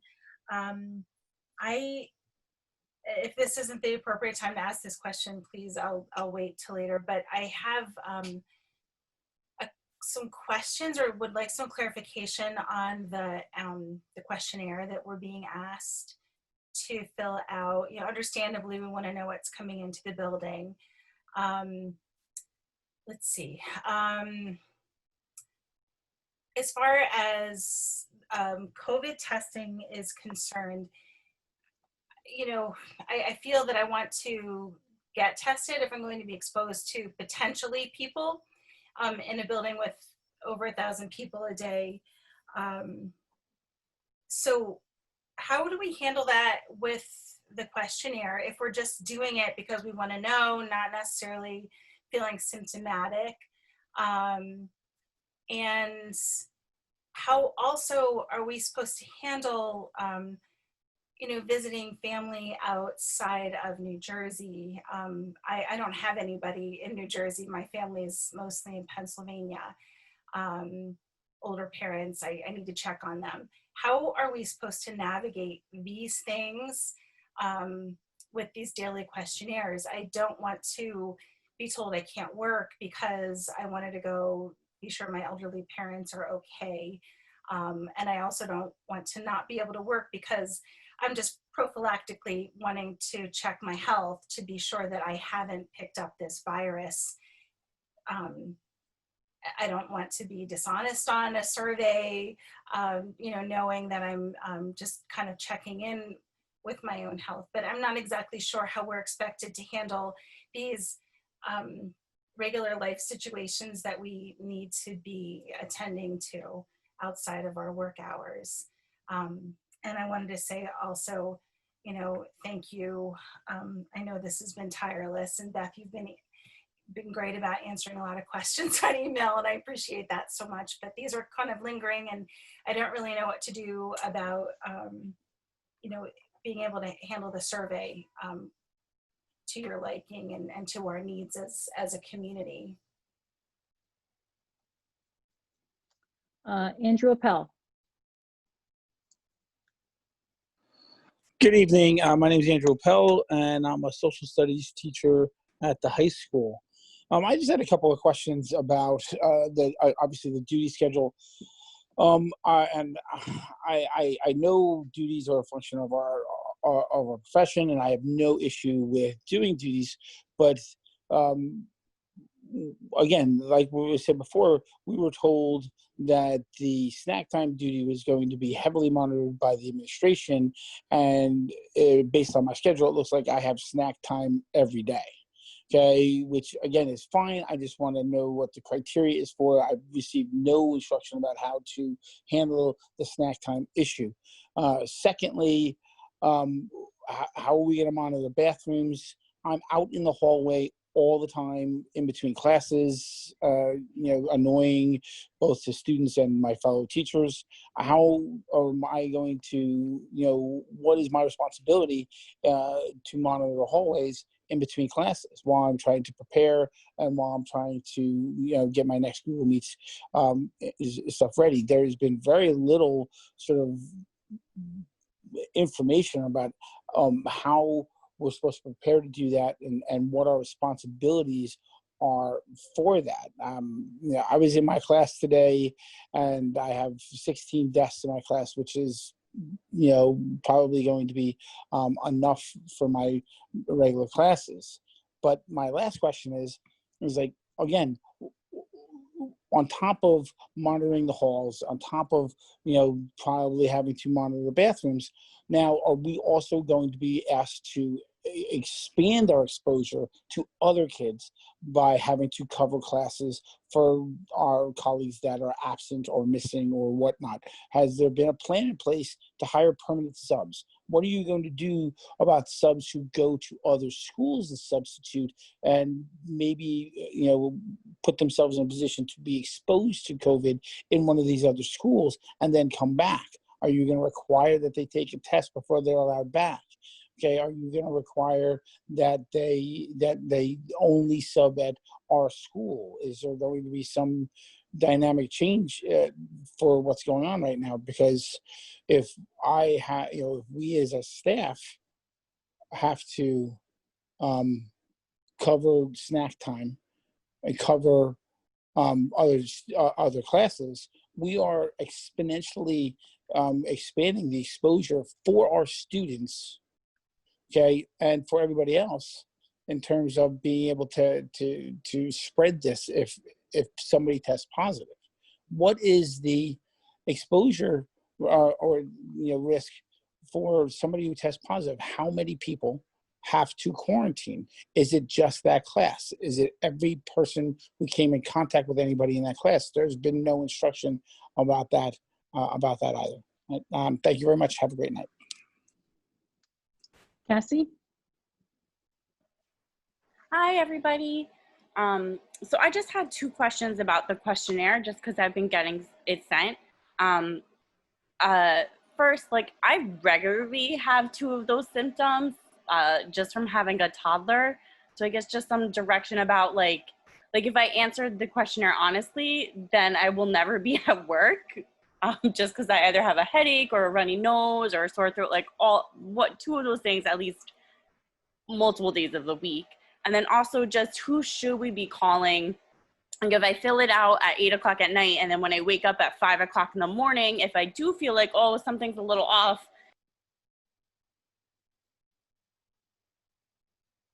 sorry, I muted myself, but who can I call at the school at 5 o'clock in the morning for direction either? About should I be coming to work or not? So just some, I guess, clarification on that. Thanks. Jamie Lott Jones. Hi, good evening, everybody. I just wanted to share some of the thoughts that I have been stressing over and my sleepless nights over the last few days. As a teacher of AP classes, I'm very concerned with my efficacy in this hybrid model, as I realize that I will only meet my AP classes 11 times in the month of September versus 17 times if we followed a regular rotating drop schedule. So to kind of go on what Shelley Ludington has pointed out, I'm concerned about reaching my students. I think a lot of people know that I am called the school mom. I smother them, I love them. They are my kids while they're in the classroom and beyond. And I don't know that I can build that relationship with them. And then to ask them to pick up 6 days worth of content on their own if I'm not able to build a relationship behind a mask and behind a shield. Are we sold on this model? Because I really am worried about making it through content with a May 4th exam looming over me. And then the one other question I had is a little bit related to Dave Hashi. There's a lot of schools that are maintaining a hybrid decision as well, but they're closing and going all virtual on Wednesdays, like Dave said, so that kids kind of rotate out for a week's worth of time in their schedule process, but also so that Wednesday can be used for deep cleaning. So I was wondering if that's a consideration. Thanks very much for your time. I appreciate everybody's effort in trying to solve an unsolvable problem. Desiree Oliveto. Hi, Desiree Oliveto from Warren. I have a couple of questions. What is the intent from 12:05 on when the kids are actually in school and they go home, is the intent for them to do homework? Is there additional virtual learning? So that's an open question. Also, what tools are the teachers being provided to be the most effective in the hybrid model? Will they be getting cameras? I heard some discussions around microphones. One teacher looked like she did a lot of research on how to be the best teacher. She talked about a tool to raise their hand in the classroom, virtual breakout rooms, which was really great to hear. But what tools will the school provide to the teachers? How are they being trained? And are they running any sort of practice classes before school starts so that they're the most effective they can be on day one? Obviously, I understand there's going to be a learning curve. And then in terms of the process for entering school, if school starts at 7:30 in the morning, is there any sort of estimation of how long it's going to take the temperature of about what I estimate to be 600 kids on cohort A versus cohort B? And what happens if it goes over 7:30 a.m. for those kids who are running late to their classes? The last Board of Ed meeting, there was discussions around tents being set up. If we can get an update on that. Can the kids eat their snacks outside? Are they forced to stay inside? Which is concerning if the spacing is 3 feet between desks, which I think I heard at the last session. And then in terms of electives, I understand from the last email that we cannot change electives, but such electives as cooking and child development obviously are not going to be fully realized and kind of the best benefit to the kids. So is there consideration for those types of electives to potentially change them? And if not, what is the plan for those types of electives such as cooking? Child development, I'm expecting that the kids are not going to be able to actually teach the younger kids, that they're not going to be able to come in. Thank you for your time. Sue McLaughlin? Hi, just another quick question. Special ed.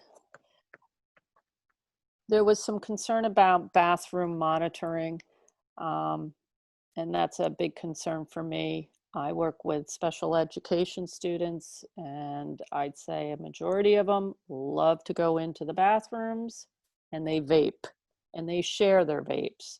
And then when they're done, they flush them down the toilet, the cartridges.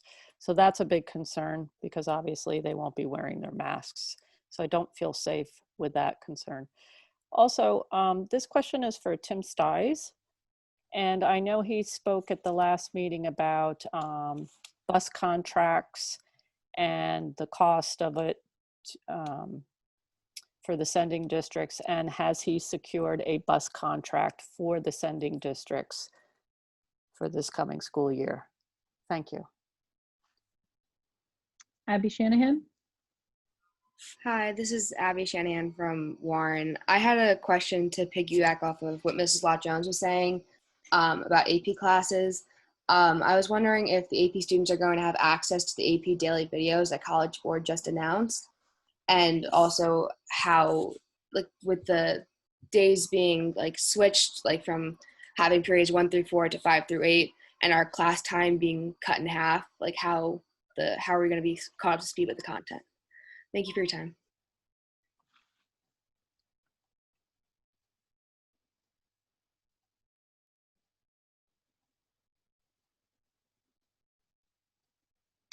We have no one else with their hand raised, Ms. Brown.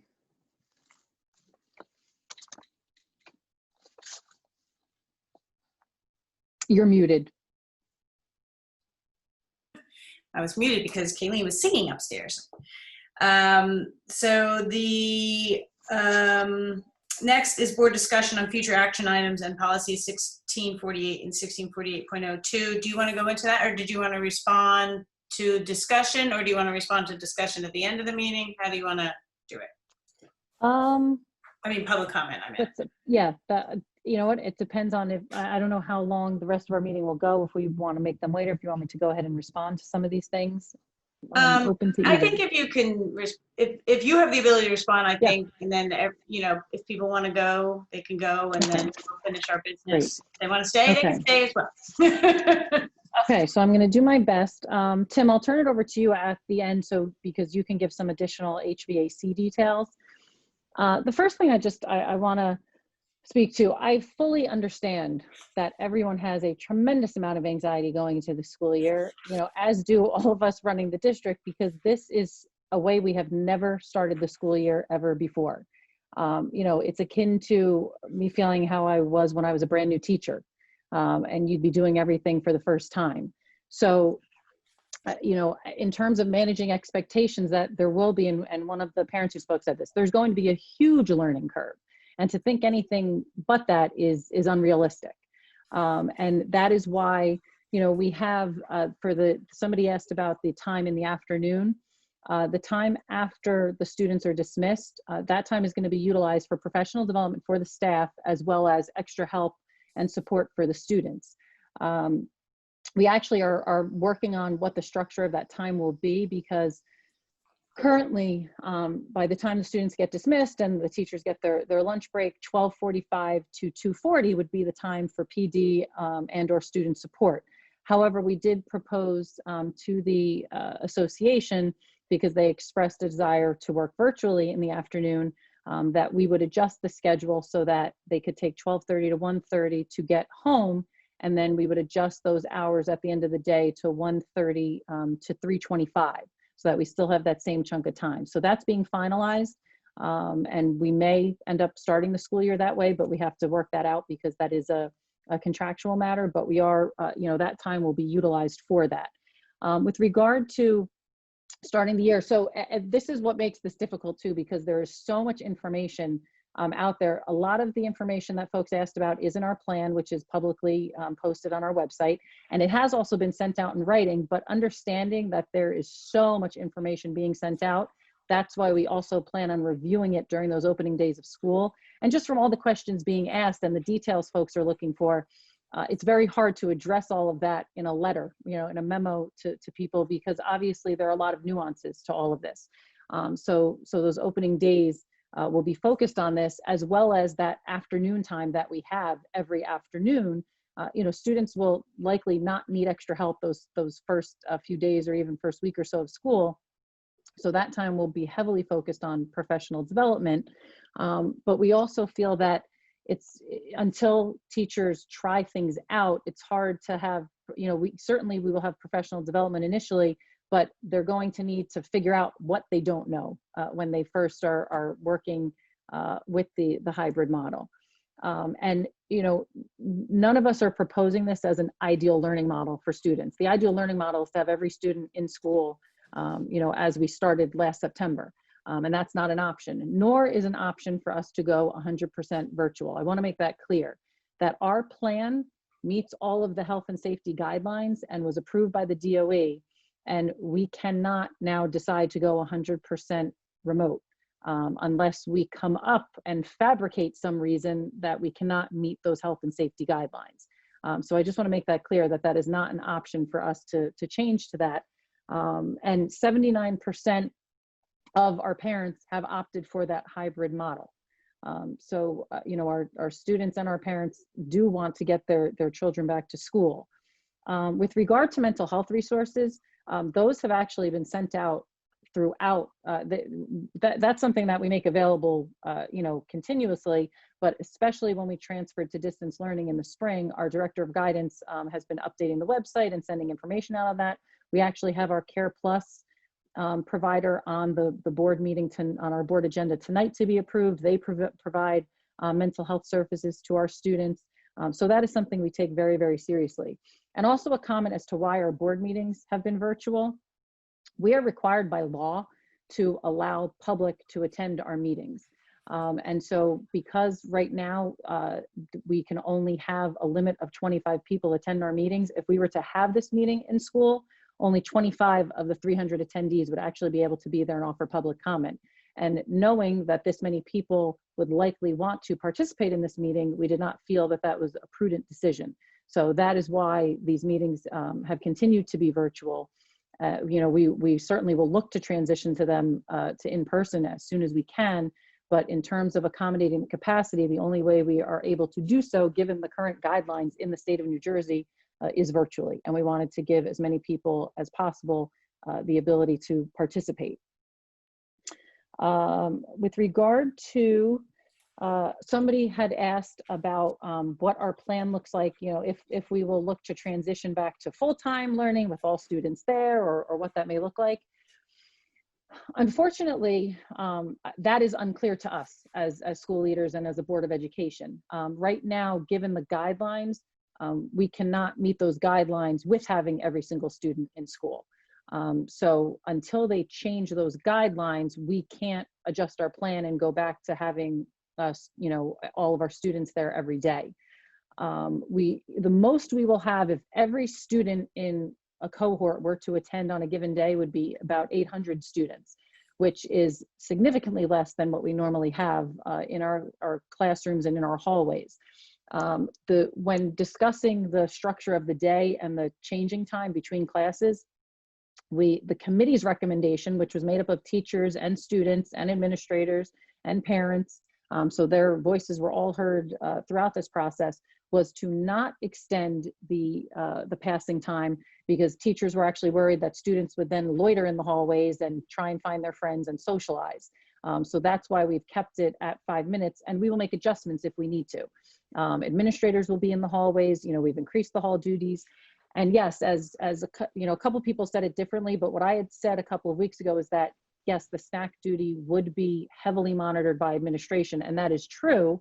However, in order to ensure everyone's safety, we need additional staff to help monitor those.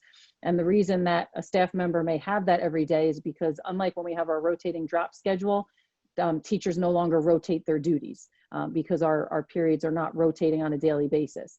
So yes, you know, and those guidelines are coming, actually will be sent out to the teachers tomorrow, the descriptions of all the duties, but we have already, I know Mr. Flacker, our vice principal, when he was putting those together, a number of teachers reached out to them regarding duty preferences, and we tried to accommodate those as much as we could, as long as we had adequate coverage. So we've been spending time on that. Let me just look through the notes. For senior late arrival and early dismissal, again, you know, similar to the past, those procedures, you know, will be communicated to parents and students. And we actually added late arrival. We haven't had that in the past, but anything that is going to decrease the number of students that we have in the building at a given time, we felt was a prudent decision to make. In terms of students learning how to connect to their classes, it will be like the spring. You know, there will be links posted on their Google Classroom for those courses. The students are actually pretty good at that. With regard to electives, again, a lot of the accommodations we were able to make in the past are just simply not options this year because of the balancing we've done for the classes with regard to the cohorts. And I know it's not perfectly balanced. One of the teachers mentioned, you know, that there's one day where she might have 4 students and another where she has 14. But what we were concerned when we saw if there were, you know, 18 or 19 students on a particular day in a cohort, we actually changed those student schedules and rebalanced that. So while we know it's not perfect, there is adequate social distancing that we can make happen in the classrooms with these numbers. And to answer another teacher's question, our maintenance staff actually spent a number of days this past week moving desks out of classrooms because not only are we decreasing the capacity of the students, but we wanted to make it very clear where they were to sit. So extra desks have actually been moved out of the classrooms, which was a tremendous amount of work for them. But they took care of all that spacing. And we have high school students. They are capable of wiping down their desks at the beginning and the end of class. And again, you know, all of those procedures will be gone over. They will be sent out, you know, a lot of them will be sent out later this week. A lot of them will be gone over during those opening days. You know, there is a lot. I'm not saying that there's not a lot to digest. And that's why, you know, we're trying to incrementally parcel it out.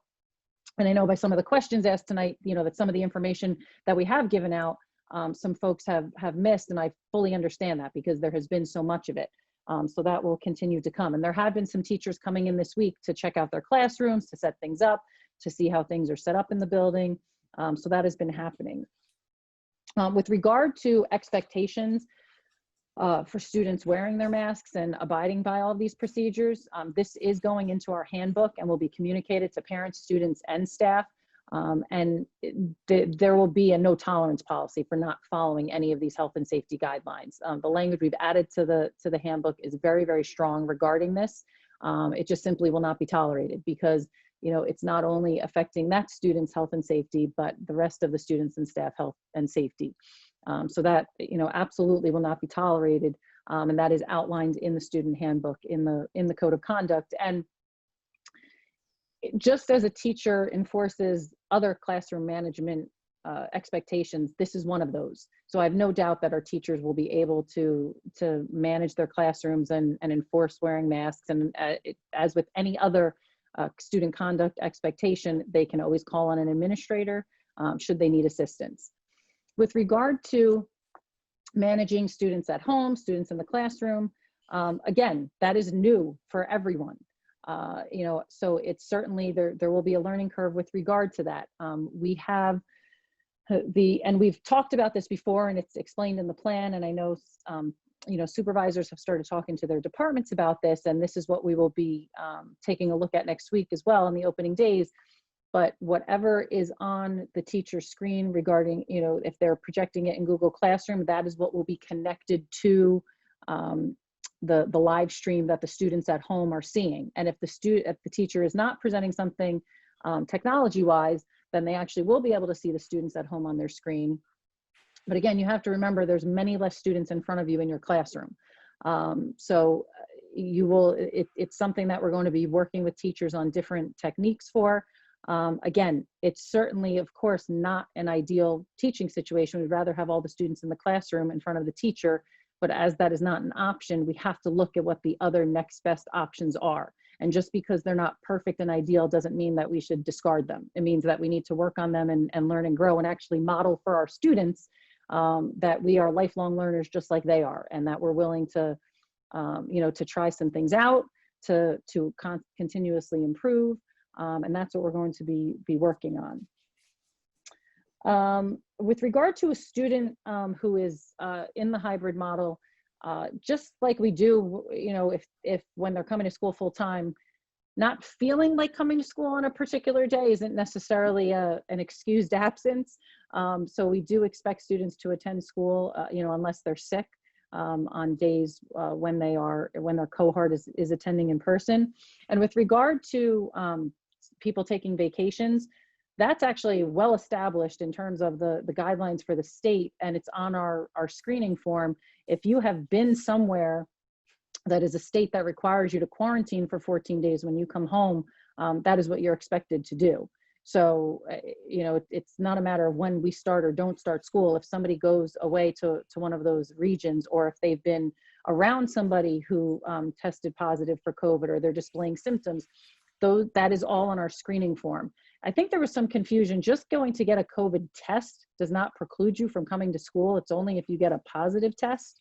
And again, you know, I know that it's been difficult for a lot of people who have had to make tough choices not to see family for their own family's, you know, health and safety, or if their family live in a state that is one of the states that you have to quarantine from. You know, the staff is aware that if that happens, they have to quarantine when they come back from that. So, you know, that's all well established and is on our forms. With regard to snack time, that is actually, it's not a social time for students. Unfortunately, they will be socially distanced. It is purely for them getting, you know, some energy through some nutrition. But that is, they will be, you know, 6 feet apart. They won't be sharing food. They'll be washing their hands before and after. So that's certainly not a social time. But we did feel that from the time they get on the bus in the morning, which for some of them is around 6:30, they won't be getting home till maybe 12:30 or 1 o'clock. That's 6.5 hours. I know I can't go that long without eating or drinking something, and I really doubt that growing high school students can. So we just didn't feel that was realistic. With regard to cleaning and sanitizing of classrooms and the building, that is all in our plan, which is on our website. It talks about our protocols for that. I know somebody asked about Wednesdays being virtual. We did, when we were first developing the different schedule possibilities, we did discuss with the health officials if there was an advantage to having that day for so-called deep cleaning. And they said absolutely not, because that should be occurring every day at the end of the school day. So you don't, it's not like you want to save it up for one day of the week when you're doing any kind of deep cleaning. And they also didn't feel that there was any benefit to a longer time of students being out of school, just because the symptoms can manifest and not show or show for very different ranges of time. So they did not feel that there was any benefit to that. And we felt, you know, that we wanted the students to be in school as much as possible. So we didn't want to make a day entirely virtual for the students. Our water refilling stations throughout the building, the bottle filling portion of them is still active. The water fountain part that you would normally put your mouth up to get water, those have all been deactivated. But the bottle filling station, and our health official confirmed that they felt that was completely fine and safe and hygienic. But the drinking water in the classroom is no, and students will not be, no, they will not be able to consume. Students will not be, and somebody asked that about the snack time as well. I'm glad you mentioned that. That is one of the main reasons we bought the tent, so that students can go outside to take their masks off, socially distanced, and consume their snack. And if it's inclement weather and we can't have them outside, and that, you know, if it's raining, we have the tents out there so they can still be out there. But if there's, you know, if it's something really bad, like really very windy or, you know, hurricane conditions, then we would use other larger spaces within the building. But no, students will not be taking their masks off in the classroom at all. So that will not be happening. They will not be permitted to consume any food or beverages in their classroom. With regard to sports and clubs, the board is actually going to be meeting about those in the coming weeks. The rotation for the calendar of the A and B cohorts was actually sent out last week with the cohorts, it should be posted on our website if it's not already, but I'll make sure we send that out again regarding the first day of school. The first day of school is the A cohort attending, because Thursday and Friday would then be the B cohort. So I happen to know that, because I remember when we set that up, we did that intentionally, but that was sent out last week, but that will be posted on our website, and we'll make sure that that's readily available. With regard to required COVID testing, the CDC, and it's in a number of the different guidelines, and in the guidelines we've received, and in the latest New Jersey Department of Health guidance that they released, they do not recommend routine testing for people who are asymptomatic. So that is not a recommendation that students and staff get regularly tested. You know, certainly if you've been somewhere, been exposed, then that's something you should do, but they do not recommend that. So that is not something that we are employing, but we are taking temperatures every day, and we are actually right now, because the kiosks are coming in, they will be here before school starts.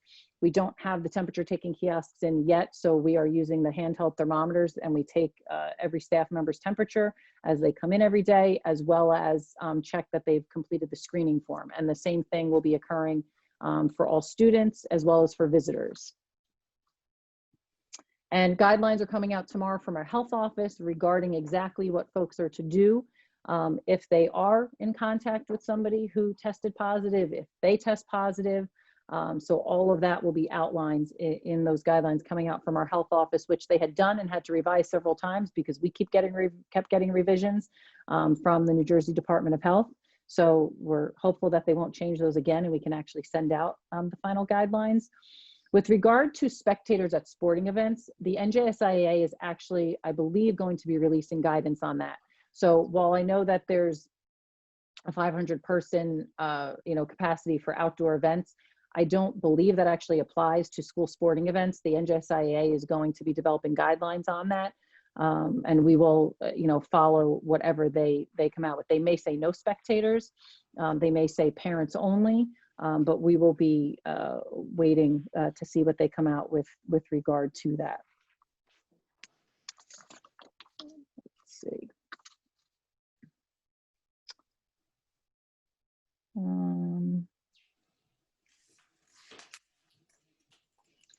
I think that's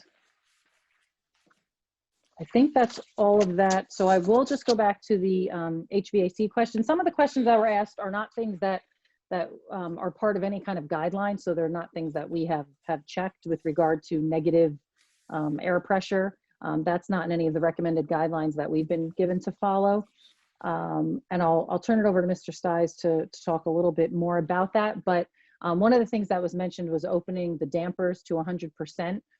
That causes a whole host of other problems, especially mold if the air is damp. So it's not actually recommended. Well, you know, they say open the dampers as much as you can without causing other consequences and issues. And so we have found that we believe is about 30%. And again, I'll let Mr. Sai speak to that a little bit more, but opening them to 100% is actually not healthy because it will cause a number of other problems. Is there anything else with regard to that? Yeah, I'll turn it over to you, Mr. Stiles, see if you have anything to add on the HVAC questions that were brought up. Yes, thank you, Dr. Jewett, for your very thorough analysis of every question that was asked. Thanks for everyone for your comments, your concerns. I understand that. We will do whatever we can to try to help as best we can. We're in this with you, so I get it. This is not perfect, but it is what it is, you know. So we'll do the best we can. Shout out to my my maintenance guys and my maintenance folks and my IT folks. Amazing job that they've done to get us where we are. I can't even begin to explain to you the amount of work that they did just to get this place up to snuff and to make you feel safe. So I really, thanks to them and even my own staff for just generating orders, applying for grants, doing what we can to keep this ship rolling. Has not been simple, but I can't say enough about them. Anyway, with regards, there was a couple of questions that came up. One was about bus contracts. We are pretty good with the bus contracts. We have them all set. There was only 2 routes that we didn't get a contractor, and we have our own guys doing it for a month, and then we're doing a bid. We're going out to bid for those 2 routes, and I know there's 4 contractors that were looking at it already, so I feel pretty confident about that. All our special ed contracts are pretty much set. I feel good about that. And I think there was a question about windows, and again, it's a thank you to the maintenance guys. Chris and I asked all of our guys to go around and check all the windows because there are windows that were really tight. Some in the south building, particularly, some of those things were big windows. There was a couple in special ed that we're working on. They're up and down windows. They were a little tricky, but in terms of the other windows, we greased them up a little bit. If there are some that you can't open, please tell us.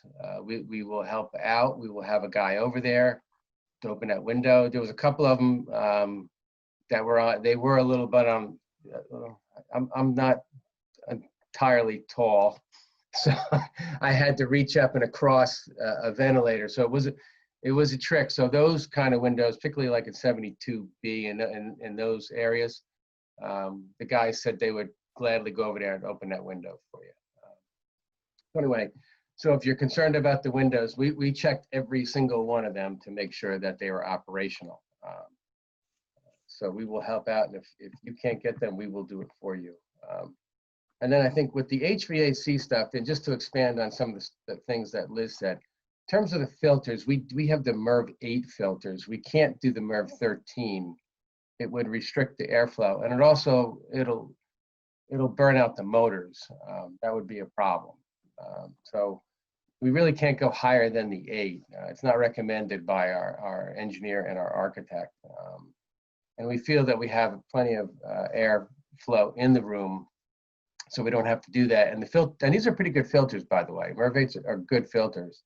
It's not that they're bad filters. MERV 13 are hospital grade filters. In terms of the dampers, and what Dr. Jewett said is absolutely true. You really got to be careful, and ASHRAE is clear about that when you can open the dampers more, then it's something that they recommend and try to do.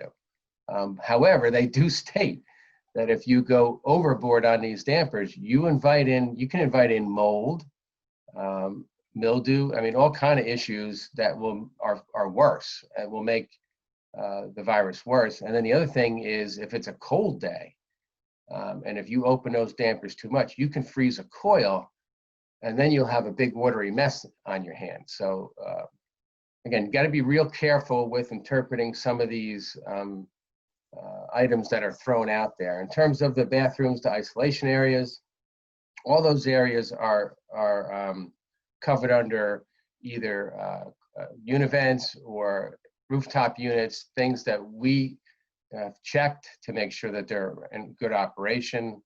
I think there was a question about why not test every single room. It's something that we really don't need to do. A lot of these units are very similar. So in other words, if I test one room and with a univent, it has the same univent in next door, it's not going to be dramatically different unless there's a serious issue in that room. And we're not seeing anything. I mean, we looked at all the rooms, all the units, and they're running. In terms of rooftop units, they'll cover sometimes 4 or 5 classrooms. So if you check one of those under that unit, you're generally not going to have a problem with the other 3, as long as, again, the unit's running. So as long as there's something not in that classroom that's not an issue, there's really no need to test all of them. So, and the common areas, same thing. You know, you get a lot of the same units running these areas as well. So again, that may be a little overkill. We're doing the best we can in terms of getting that data ready for you, and it's been quite a task to work with our engineers, our architects, this air balancer, to try to get this information and also make sure that it's accurate and complete. And that, to me, was the most important thing. I don't want to put out information that is not totally accurate. So that wouldn't help anybody feel more comfortable. So anyway, so that's essentially the thrust with the HVAC questions. I think there was a question about CO2 too, and I'm not sure what standard that is. That one's, I'd have to ask the architect and engineers. But I'll get back on that one. Thank you, Dr. Jewett. That's all I have. Thank you, Mr. Size. Thanks, Ms. Barone. Okay, so at this time we have board discussion. The first portion of the board discussion is about the future action items. Those are under section 7 of your agenda, and there's 3 D items. So why don't we limit first discussion on those? Does anybody have any questions or comments that they want to make as to the D1 through 3 under future action items?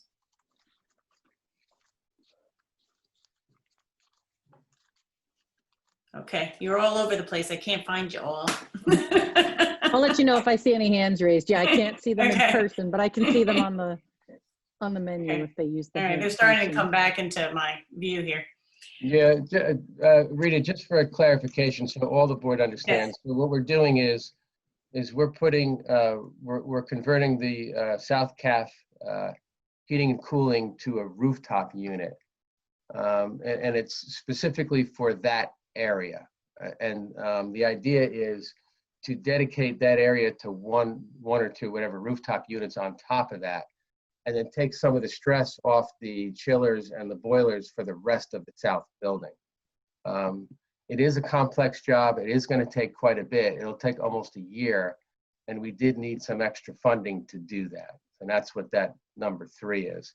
We're moving some money out of capital reserve to take the additional cost. And then with some of the, certainly the COVID-19 questioning and thing did change the way we looked at this particular job, because we could have just used and replaced the coils and the BCUs that were in there, which was a much cheaper option, but we decided that this would be a better airflow for that particular area.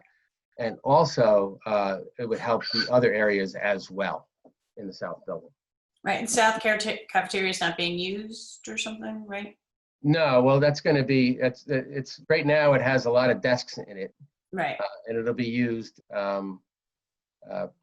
It won't be, it will not be used for preparing food and eating food. That is going to be on the outside in the tents, under the tents, the 4 tents. Right, which, right, and I think somebody asked that we had approved the tent.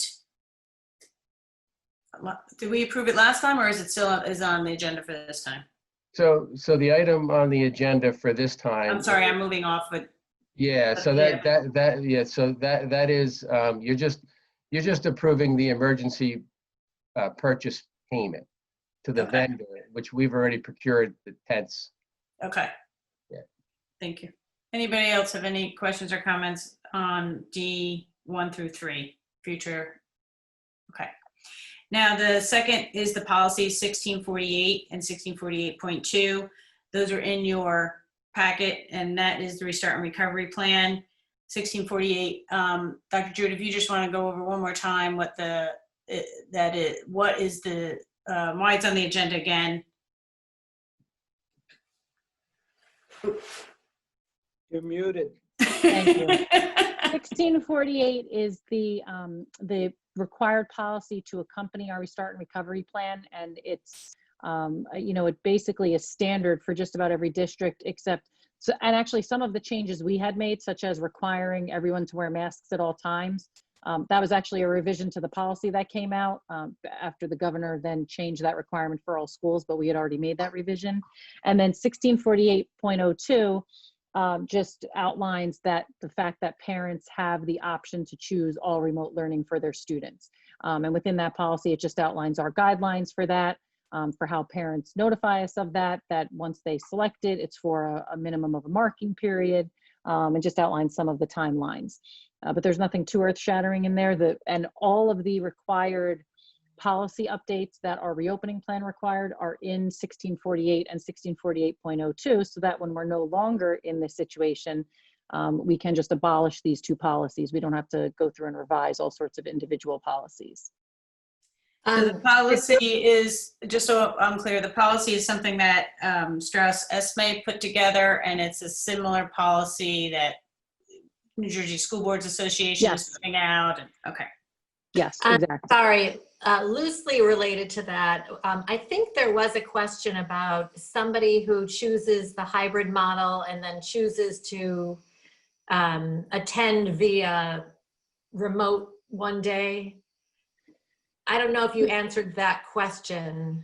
What I had said was that if you're not sick, I mean, we certainly expect you to come to school. It can't be well, I just don't feel like coming today, because we will be tracking attendance, and we're actually required to track attendance. Now, that doesn't mean there won't be exceptions, and if there's some reason that your child needs to stay home and attend remotely, certainly they can do that. I just don't want to set the expectation that it's, oh, today I feel like going and tomorrow I don't. But there's certainly, the one advantage of this is that we do have it set up for virtual learning, so that students who do end up, if they need to go on home instruction for health reasons, for something along those lines, we actually have now our own infrastructure set up for that, which is, will be beneficial, I think, to the teachers and the students. Okay, thank you. Sure. So any questions or comments about policy 1648 or 1648.02?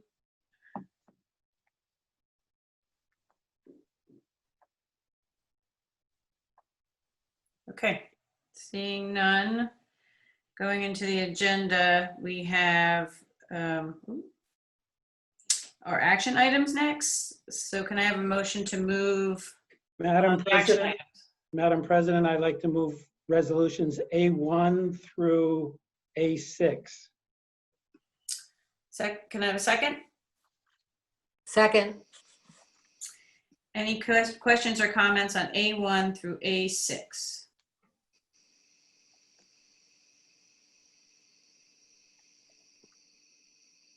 I have my hand raised. Oh.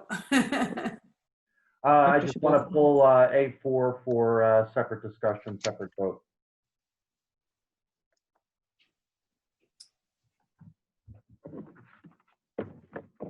So is that a motion? My understanding of rules of order is anyone can pull something for a separate discussion, separate vote. Okay. If that is That's my understanding. too. Okay, thank you. All right, so then it would be A1, 2, 3, and 5, 6. That's correct. Okay, any questions or comments on A1, 2, 3, and 5, 6?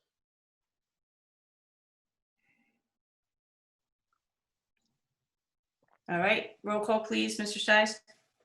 Mr. Fallon, No to A3 with respect to policy 1648, yes to everything else. all right. Mr. Hayek, Yes. Mr. Hunsinger, Yes. Mr. Morrison, Yes. Mrs. Ober, Yes. Ms. Potter, Yes.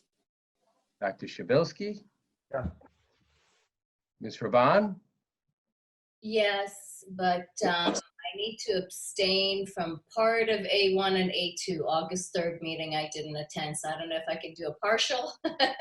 you may. I will All get right, that. Yep, I got it. All right. And Ms. Brown. Yes. Okay, motion's carried.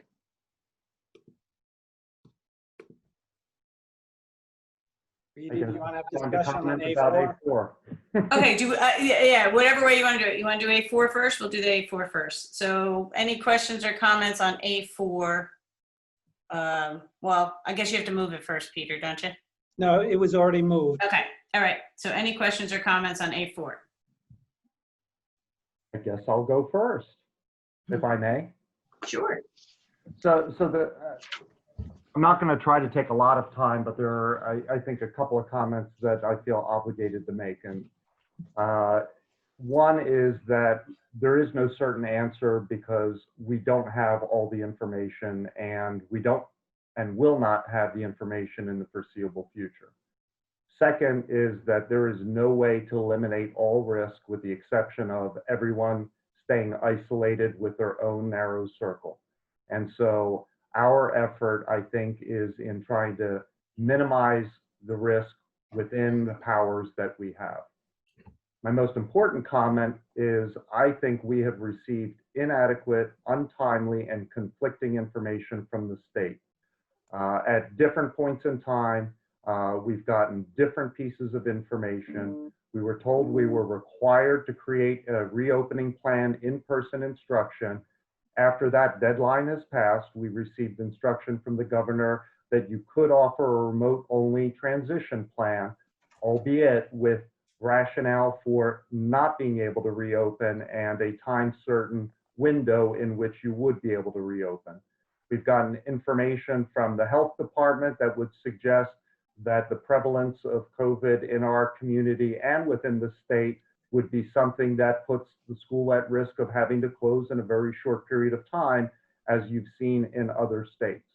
And I just want to express personal frustration that something that really should be a statewide decision made by the health department and the Department of Education has been forced upon every individual Board of Education.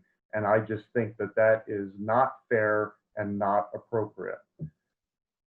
That being said, we have been told that we have an approved reopening plan, and unless we can find some circumstance that we cannot meet the guidelines, and up until now, we have not seen evidence of that, that we have to go with our reopening plan, which is what this A4 represents with its modifications.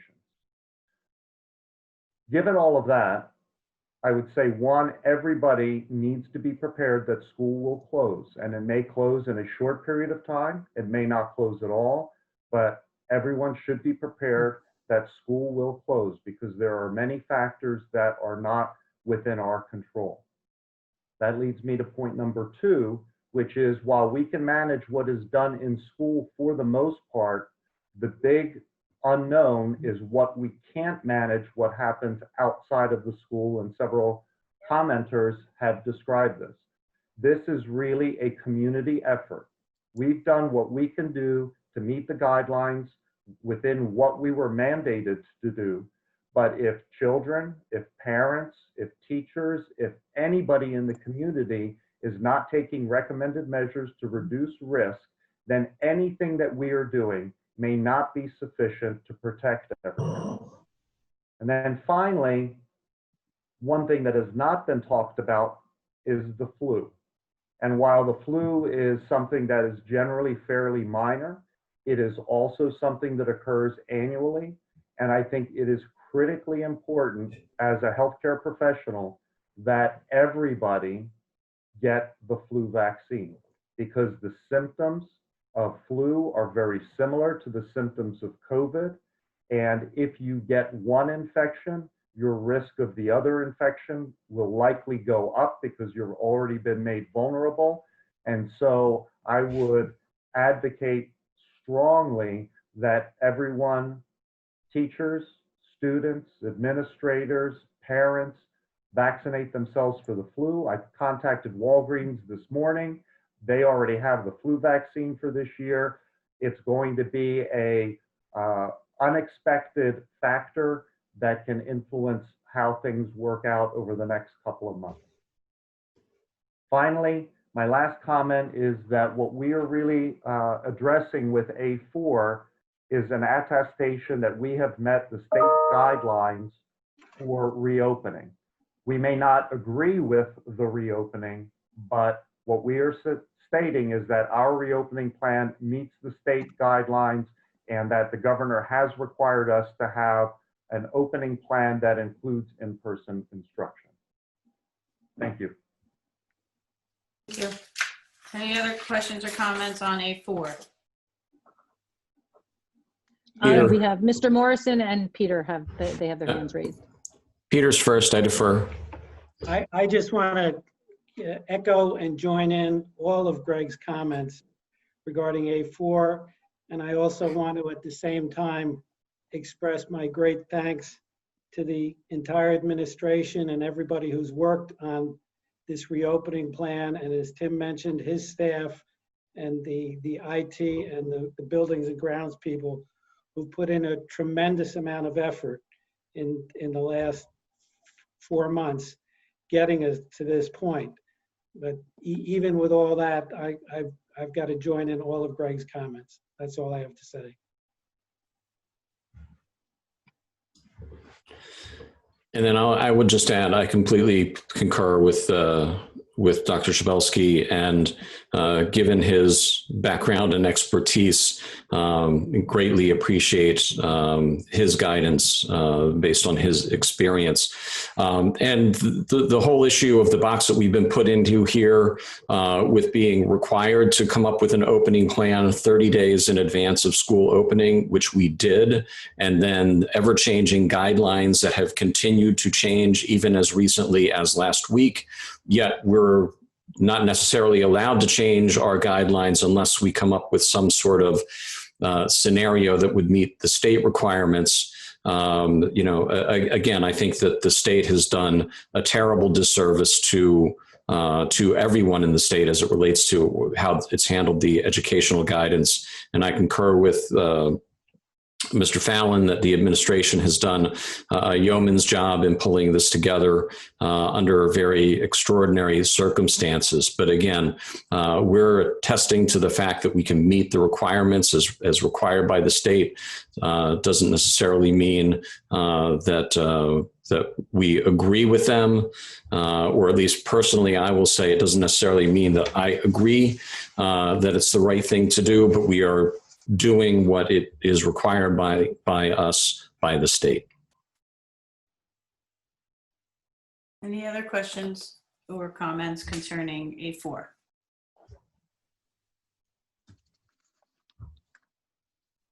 Okay, seeing none, roll call please, Mr. Stiles. Okay, Mr. Fallon? No. Mr. Hayek? Yes. Mr. Hunsinger? Yes. Mr. Morrison? No. Mrs. Ober? Yes. Ms. Potter? Yes. Dr. Shabilsky? No. Ms. Raban? Yes. And Ms. Barone. Yes. Okay, that motion carries. Madam President, I'd like to move resolutions A7 through A14, which is the walk-in item. Can I have a second? Second. Any questions or comments on A7 through A14?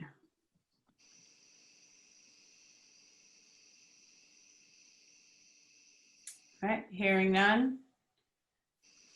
Roll call, Mr. please. Oh, sorry, cut you off. Mr. Fallon, Yes. Mr. Hayek, Yes. Mr. Hunsinger, Yes. Mr. Morrison, Yes. Mrs. Ober, Yes. Dr. Shabilsky, Yes. Ms. Raban, Yes. and Ms. Barone. Yes. Motion's carried. Madam President, I'd like to move resolutions C1 through C24. Can I have a second, please? Second. Second. Any questions or comments from C1 through C24?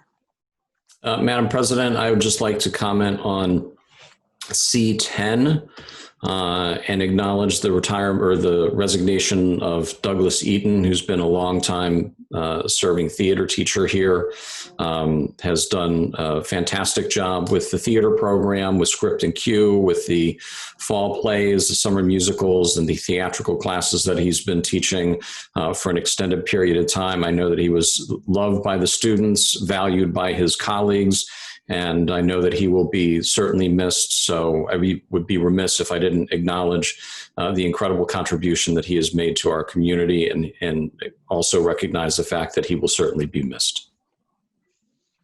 Agreed. And we will be inviting him to one of our future in-person board meetings so that we can honor him appropriately. Good. If we ever have any. We will. We will. We'll figure that out. Any other questions or comments on C1 through C24? All right, roll call, please, Mr. Stice. Mr. Fallon, Yes. Mr. Hayek, Yes. Mr. Hunsinger, Yes. Mr. Morrison, Yes. Mrs. Ober, Yes. Ms. Potter, Yes. Dr. Shabilsky, Yes. Ms. Raban, Yes. and Ms. Barone. Yes. Motion's carried. Madam President, I'd like to move resolutions D1 through D21.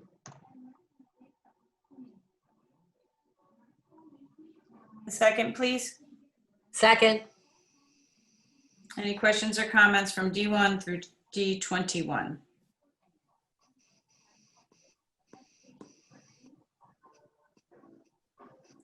All right, seeing none, Mr. Stice, roll call, please. Mr. Fallon, Yes. Mr. Hayek, Yes. Mr. Hunsinger, Yeah, but I want to abstain on the, in the bill list from CMF. got it. All right, Mr. Morrison, Yes.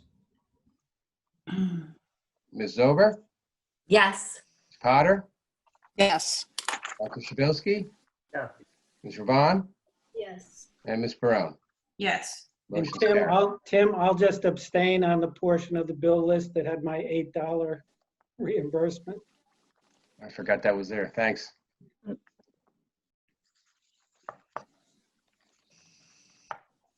So the motion's carried? Yes, it did. I'm sorry. Okay, then Madam President, I'd like to move resolutions D22 through D27. Second. Thank you. Any questions or comments on D22 through 27?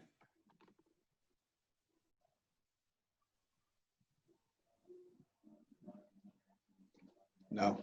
All right, seeing none, roll call, please, Mr. Stice. Mr. Fallon, Yes. Mr. Hayek, Yes. Mr. Hunsinger, Yes. Mr. Morrison, Yes. Ms. Zober, Yes. Dr. Shabilsky, Yes. Ms. Raban, Yes. and Ms. Barone. Yes, Motion's carried. We're now at the portion of our agenda for the second opportunity for public comment. The same procedures apply. Please use the raise your hand function and state your name and where you're from. And comments are limited to 5 minutes.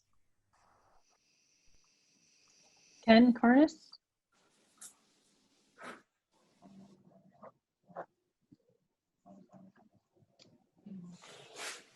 Sorry about that. Thank you. Ken Carnes, Association Representative, Teacher of History, past 14 years. Respectfully, Dr. Drew, to your comment about your first year of teaching being akin to this, it is not, period. And I hope that you do understand that this is in no way a normal year, and it's different than any first year teaching that any of us have had. Regarding the wording used during the 8-3 meeting about snack duty, you mentioned that your comments on this date were clear and thus your faculty and staff were mistaken in how they interpreted that message. If anyone left that meeting hearing you might have this duty, I think communication remains a paramount problem of our school and transparency as well. I am going to take a second and acknowledge that I came away thinking very differently than you intended. But let me explain that this was also confusion shared by many. And I'm also going to acknowledge that this in the comfort and security here because, you know, of an opening day PD session that Dr. Jewett actually ran where she valued the importance of people sharing a stake in their community, being able to be vulnerable and honest. That is something that I personally share as well and value and act on every day in my classes and teams and family, the ability to, you know, be honest and vulnerable about what we've done incorrect and what we can do to do better. And at that August 3rd board meeting, concerns were raised by many faculty and staff members about having to cover snack duty. And the response Dr. Jewett provided at about 2 hours and 50 minutes into the video online, or thereabouts, you did actually say, and I reheard it and rewatched it, administrative heavy. But my concern right now is something that I hope we can work towards, which is that it was presented with a tone of assurance and confidence leading the faculty and staff to have context to assume that this tone leading into that, assume that administrative heavy sent a mixed message. And it lends a very different message than saying, something to the effect of, yes, some faculty and staff might need to fill in the gaps, but we will do our best to ensure that it is minimal and only where an admin is not able to fully cover the duties. These are very different messages that your faculty and staff are hearing at a time when communication is of the utmost importance and where details matter and where we can hear those messages that might be difficult to sell as professionals. So we better understand our roles and capacities that we will play this coming school year. I mention this honestly as feedback in the hopes that future where admin can work towards gaining meaningful confidence from the faculty and staff by helping to be more transparent and more open in that message, and one where, you know, we're ready to hear those tough messages at times. That's all. Thank you very much. Greg O'Reilly? Hi, thank you. Greg O'Reilly, social studies teacher, WHRE president, Warren, New Jersey. I just want to ask a couple more questions to kind of come back to the HVAC situation, considering that is something that a lot of people have brought up tonight and a lot of the WHREA has expressed extreme anxiety about, considering that we still don't have a full reporting of the details on that system. I appreciate you notifying us that the system uses a MERV 8 rating filter. It's my understanding that, hello? It is my understanding that a MERV 8 filter is on the low end for a school facility of our size. So my question is, what factors are being done to supplement the air quality of the MERV 8 filter? Additionally, looking at the ASHRAE recommendations, they do make the recommendation that there should be a daily flush of the system performed 2 hours prior to the school opening and 2 hours after the school closes. And considering, you know, the level of command that association does have on HVAC systems, I think that is an important consideration to keep in mind. Some of the questions that I asked that weren't answered, and I understand that, you know, there were a lot of questions thrown out there. They, you know, tend to fall through the cracks. I'd like to re-ask those that did not get answered. What is the percentage of outdoor or fresh air that is being brought into the building? Additionally, Do areas of probable transmission have negative air pressure? In terms of what I understand that term to be, having done some research on this and having gotten guidance from the NJEA on this, negative air pressure is the idea in which a room has air pressure situated in such a way that the air inside the room is not blowing out into the hallways, but that the air from the hallways is being blown into the room.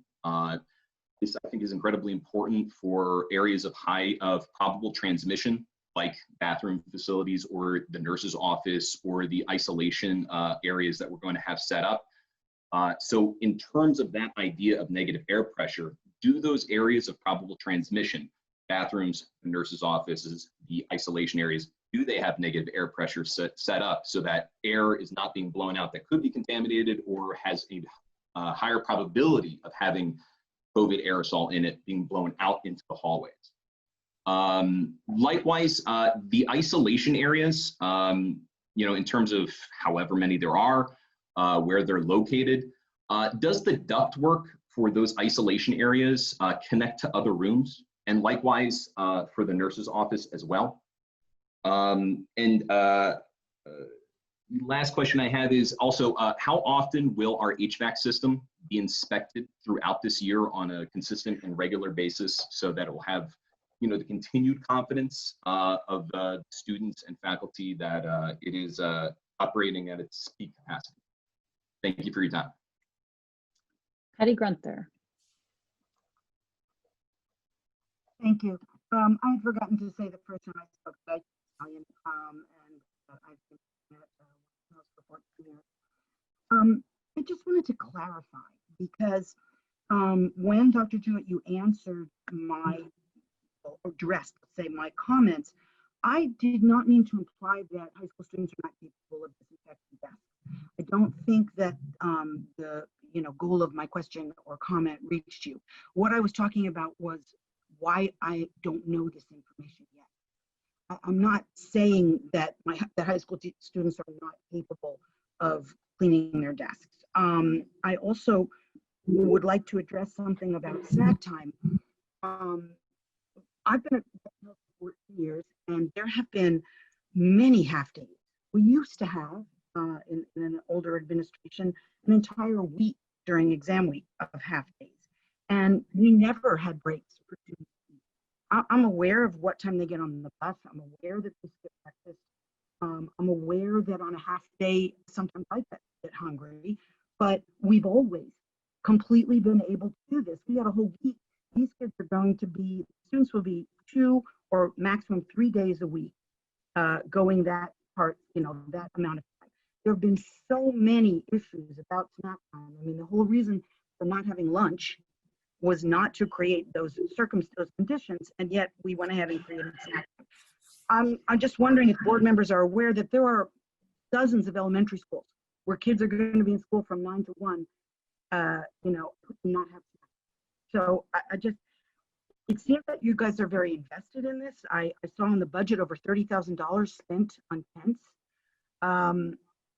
That was shocking to me. Again, we have expressed, many people have expressed doubts about snack time. And I really wonder, now that you're saying we can't change the plan very easily, why our concerns are taken, I think, a bit more seriously and addressed. I can't help but mention as well that I have brought up numerous times, both with IT and in my department meetings, that an upgrade of Zoom really seemed like the way to go if we were going to be facing any kind of virtual teaching, whether it be a hybrid plan or not. And I was told in a department meeting that could cost $10,000 for the school to get a license for everybody. I can't verify that fact, but in comparison to $30,000 for 1 month of tents, I'm just a little bit, questioning that. On top of that, I just wanted to say that, sorry, I lost my train of thought for a moment, just thinking about all the money being spent. I remember that, again, Dr. Jewett, I don't think anyone expected the Board of Education to have an in-person meeting where 300 people crowded into our school. I don't think that the people who brought this up, and again, I'm interested for them, but I certainly didn't feel that way. I didn't. What I thought might happen was that the board, which is a small number of people, would meet socially distanced, for instance, in the media center, and that through Google Meet, they would try and have us be streaming the way our students will, or with Zoom, if Google Meet can't do that with a great number of people, and see what that was like, you know, test out our streaming abilities, etc. So again, I just want to clarify, I don't think anyone was expecting the board to have all of us public people coming to school.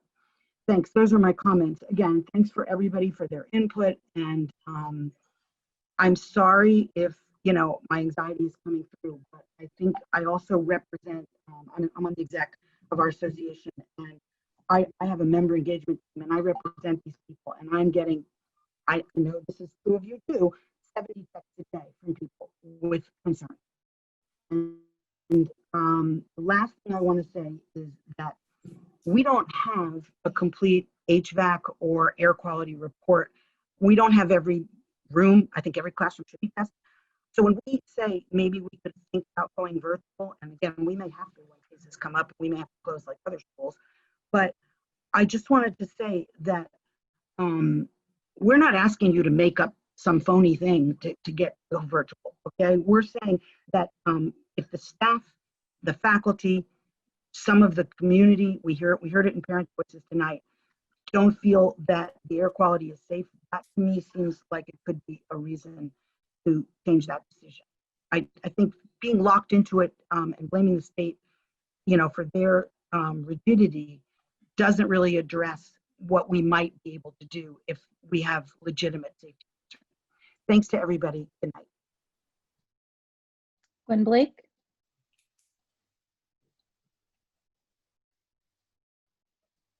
Thank you again for 5 more minutes. And okay, it's been a long day, sorry. I am wondering if we could get some clarification on how it will be determined if, and by all counts of what most people are saying, when we need to close. What are the percentages or issues that we'll be looking at? And what will the protocol be for calling that? I know we can't compare anything to the spring because everything happened so quickly, and I'm just wondering what will be in place at that point in time. I would like to know also how we'll be informed if we're exposed by someone in the building that we work closely to or have in a classroom, or we see have been, you know, through offices, through the Genesis reporting. And Tim, I'm so sorry. I don't want to be a nudge, but I have to ask this because I've seen a lot of articles where the president has established that teachers are essential workers, which truly, you know, in a system where we are offering a free and public education to all, you know, we are essential. I'm wondering why, and if you want to answer this to me another time, that would be fine. Just with the air systems and the Whrhs, I don't really understand all of those things, but you did mention that the hospital quality isn't what we're shooting for or expected to use. In my experience working for hospitals for many years prior to coming onto the school system, I mean, the concentration of people wasn't as great as we will have in classrooms and hallways and such. So I just wanted to see if we could get some clarification on that, if you can do that. And again, you know, we want our kids to be safe. We want our families to be safe. And that's where my questions are coming from. And, you know, truly, I know it's been a long night for everyone and a long summer. Thank you all so much again for your time and for allowing me a few more minutes to ask some questions for clarity. Sean New? Hey, can everyone hear me all right? Because my wife's sleeping. That's why I'm trying to speak a little bit lower. Oh, good. So first off, I wanted to, I'm really appreciative of Beth in particular over the past 2 weeks, has indulged a lot of my emails. And I've rewritten this statement a few times over the past 2 weeks because I'm truly struggling to convey how anxious I am about this upcoming school year while also remaining cognizant of situations worse than mine. I never thought I'd be worried about attending the birth of my first child or announcing to the school community via Board of Ed Zoom meeting that my wife is pregnant. I never thought I'd be announcing it at all. Such are the times of COVID where I feel compelled to announce this via this medium in order to attain credibility as a non-selfish educator for offering criticism of a plan that is deigned to operate with little empathy to the concerns of teachers. I waited all summer for an email that asked about our personal concerns regarding going back, as other schools have done, only to receive an email asking about what our plans were concerning leave for the year prior to receiving what the school's plan entailed. At first, I supposed this must be something that all schools were doing, but much to my dismay, in conversations with my colleagues in other schools, they were engaged in personal discussion in order to ascertain their comfort level with different ideas for returning to school. In the past 15 years, teachers on top of the general duties of the job have been asked to be life coaches, social workers, counselors, and mental health professionals. I have thought that these additions to the teaching responsibility, while difficult, have been boons to the well-being, health, and safety of children. Now we are adding diagnostician and triage to the list of teacher responsibilities under the current guidelines. The school is essential, as are the educators within it. The notion that we are comparable to a hospital is laughably fallacious and does not recognize the rigor of medical training and discipline that is representative there. I think it is important to recognize that we as a school struggle with transparency, communication, accountability, and decision-making. I recognize that there are likely people out there with similar stories similar to, and probably more so worse than my own, worried about a culture devoid of accountability, successfully going back to school with the plan currently in place, while those around us in Somerset County amend or alter their plans to demonstrate patience, understanding, and empathy. I hope that the board and the administration can recognize that past context informs present consternation and frustration. It was nice hearing at a board meeting that teachers would not have snack duty. It was altogether confusing, defeating, and concerning to open my email on Friday and find out that I had been placed on snack duty, given my wife's pregnancy. It is this that makes me anxious about the realities of the return to school. I would hope that the administration and the board would use this moment in the pandemic to ease parent concern that the spring was not a model for how the fall will look, but that things will still be different. I would hope that the administration and the board would use this moment in a pandemic to recognize the significant power that it has in a community to change things for the better. I would hope that the administration and the board would use this moment to democratize the way in which they communicate with the faculty and staff so that the school community can be governed by more consensus and trust. At the end of the day, I can only speak to my concerns. I do not seek to oversimplify this conversation, but to highlight how much still needs to be had.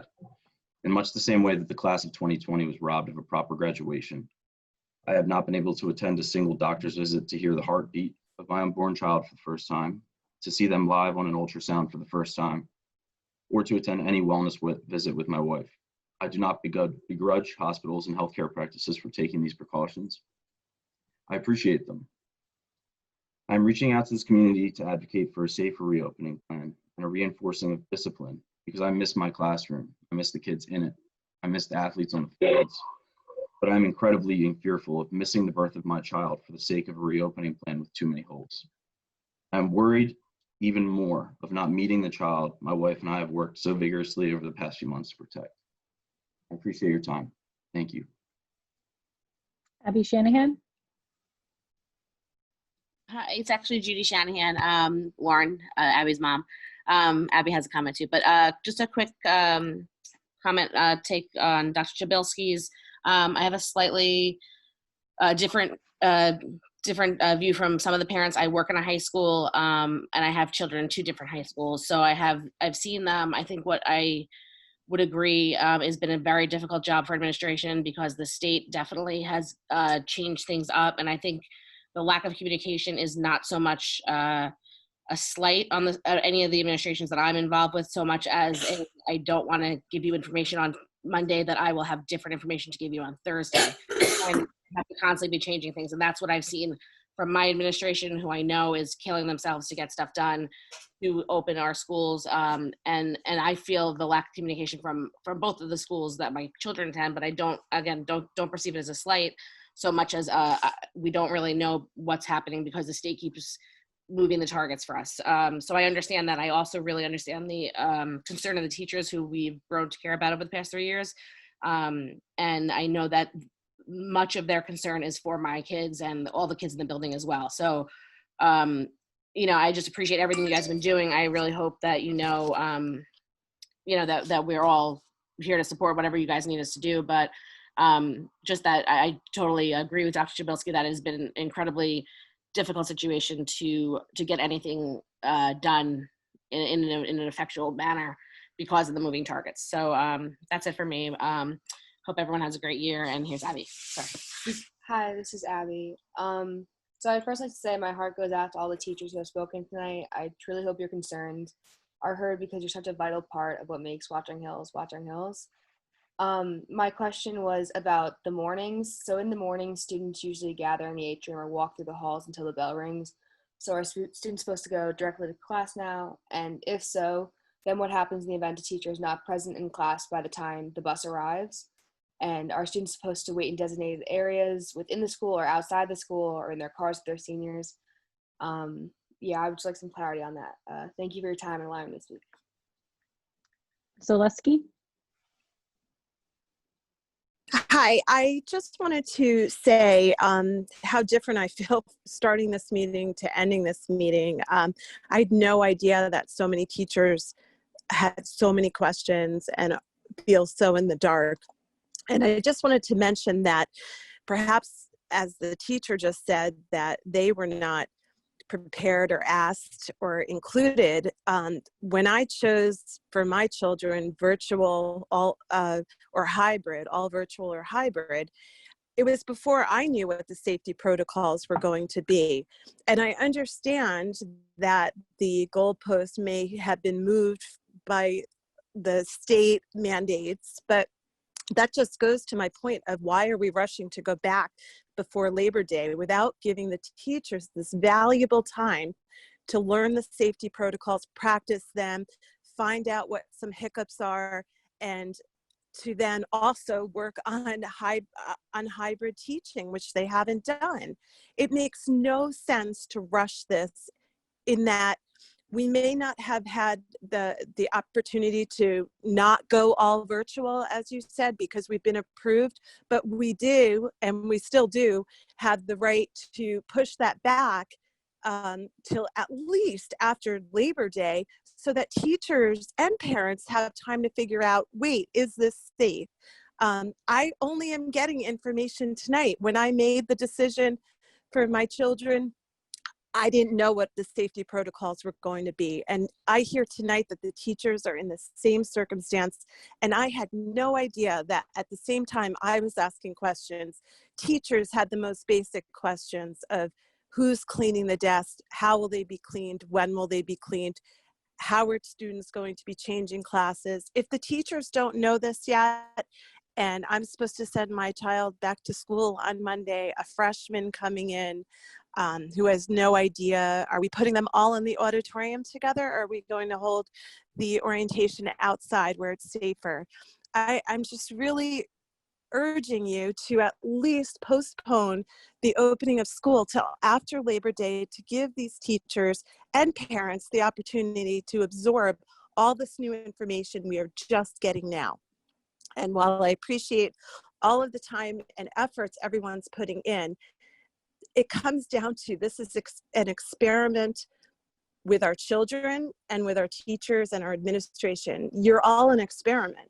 So we need to know what the variables are before we make life-altering decisions. I know we can't know every answer, but there's just too many unanswered questions to just jump into it on Monday.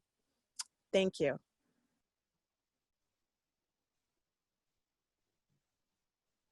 Okay, there's no other hands raised, Ms. Barone. So if you want to close public comment. Sure. This time we'll close public comment. And then the next section is other business. Does anybody And have- before you get to that, I will just respond Oh, to a couple okay. of things that Sure. were brought up. So first of all, I do apologize if anyone misunderstood my comment about saying how this is all new, like when I was a first-year teacher. I don't believe I said this year is like being a first-year teacher in terms of the circumstances. I think my reference was to the learning curve. So I just want to clarify that this year, and I believe I said this several times, is unlike anything else we've ever experienced. And I said that to our new teachers today at new teacher orientation. Also, just with regard to the snack time duty, I don't know if it's semantics here, but everyone agreed that, what I had said at the meeting was administrative heavy. I never said administrative exclusive. But that being said, even if I had said that, I will never apologize for changing course when we realize that things need to change for the health and safety of our students. So, when we did realize we needed to put teachers on that, and again, I never said that wouldn't happen. I said it would be administrative heavy, which it is, but I should also just want to make clear that I did meet with the WHREA leadership last week to let them know to expect that in the duty schedule. So that should not have been a surprise, because we actually had a discussion about that, and Ms. Barone was on that call with Mr. Stides and Ms. Scheiderman.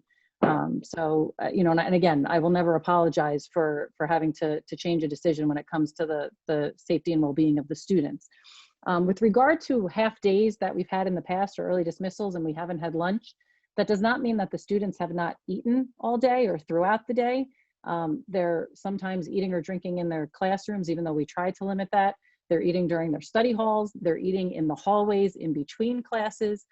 The reason that we set a designated snack time is because the teachers expressed such concern about the students eating in class that we wanted to make sure that we provided a structured opportunity for them to eat and drink, so that they would not take their masks off in the middle of class and drink or eat something, nor do that in the hallways in between classes when they are passing each other. So that is the reason for that. And with regard to the tents, they will actually be utilized before school as well, because we don't want students coming into the building and just milling through the hallways or hanging out in the common areas. They will actually be congregating socially distanced under the tents until we let them into the building so that they can proceed to their classes. And the arrival and dismissal procedures will be, coming out as well. Again, I apologize that some of this information wasn't available earlier. We have been sending out quite a bit of information, but a lot of it, we want to make sure that it's thoughtful and thorough before we send it out, knowing that there are going to be questions inevitably, because this is also new. But again, I thank everyone for their patience and understanding and flexibility as we've gone through this. With regard to the HVAC questions, I believe I addressed that before, that the reason we didn't address some of those questions is because they are completely unrelated to the guidelines that we are following in the various plans and guidelines that we have been issued as a district. So that is one of the reasons that I said earlier, some of them, we don't have answers to because they're not part of the guidelines. Mr. Stides did say he would get back to them on a few of them. And Mr. Stides, if you wanted to add something to that, go right ahead. Just two things. I respectfully disagree with Greg's comment about the MERV 8 filters being not appropriate for this size school. Our engineers and architects would also disagree as they designed the system for this particular school. So I don't agree with that at all. We don't have hospital grade filters. I agree with that, but the MERV 8 is perfectly acceptable for this size school. Second thing is, in terms of the scheduled maintenance, our guys review each and every system every single day. I mean, they're there every day checking filters, belts, you name it, they're doing it every single day. And on top of that, I have a maintenance company for the Nesbitt units, the McQuay units. We have the overall balancing company, AME, that comes in here all the time. That's quarterly, but they're on retainer every day. So no, these things are checked every single day because, quite frankly, and forget about the airflow issue, if the heating and or cooling isn't working, we get many emails on a daily basis, which they are absolutely They do everything they can to get those things running perfectly.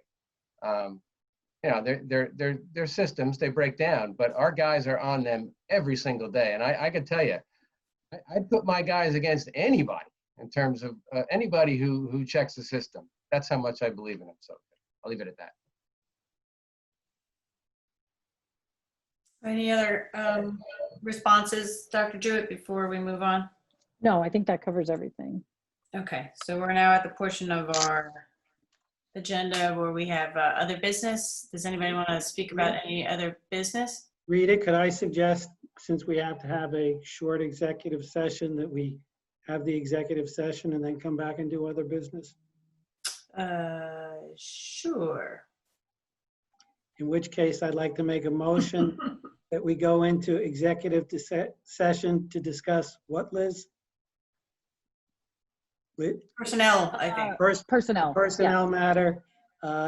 We will return when we're done, after which action may be taken.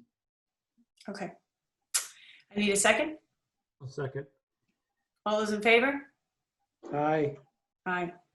Aye. Aye. Okay, so that means you have to. Yes, put it. Everybody in the If waiting there's, room. so if any of the participants in the meeting would like to help me make this faster and you just want to leave the meeting, and then I will let you back in when we come back out. Otherwise, it's just going to take me a couple minutes to put everyone in the waiting room.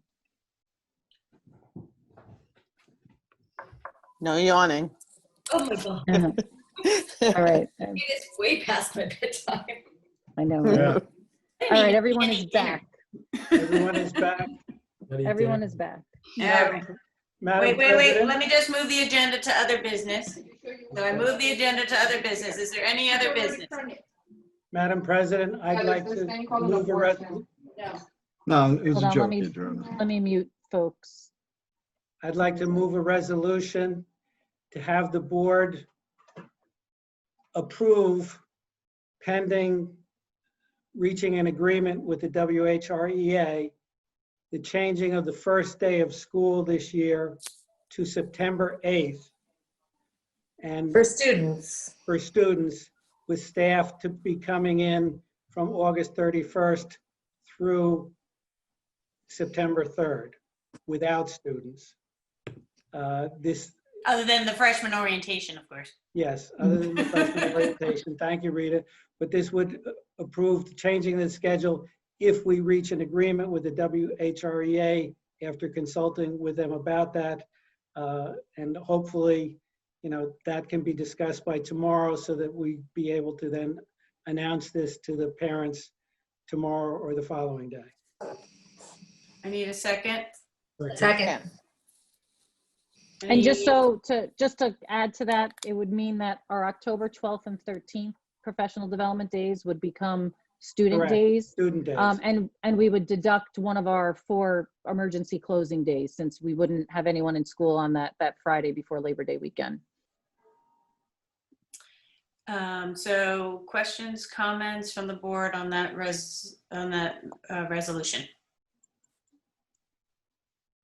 Okay, I think it's a good idea. I'm hoping it will provide the details that the WHREA is looking for in a fashion and get them comfortable in their classrooms and with the hybrid learning plan so that we can move forward.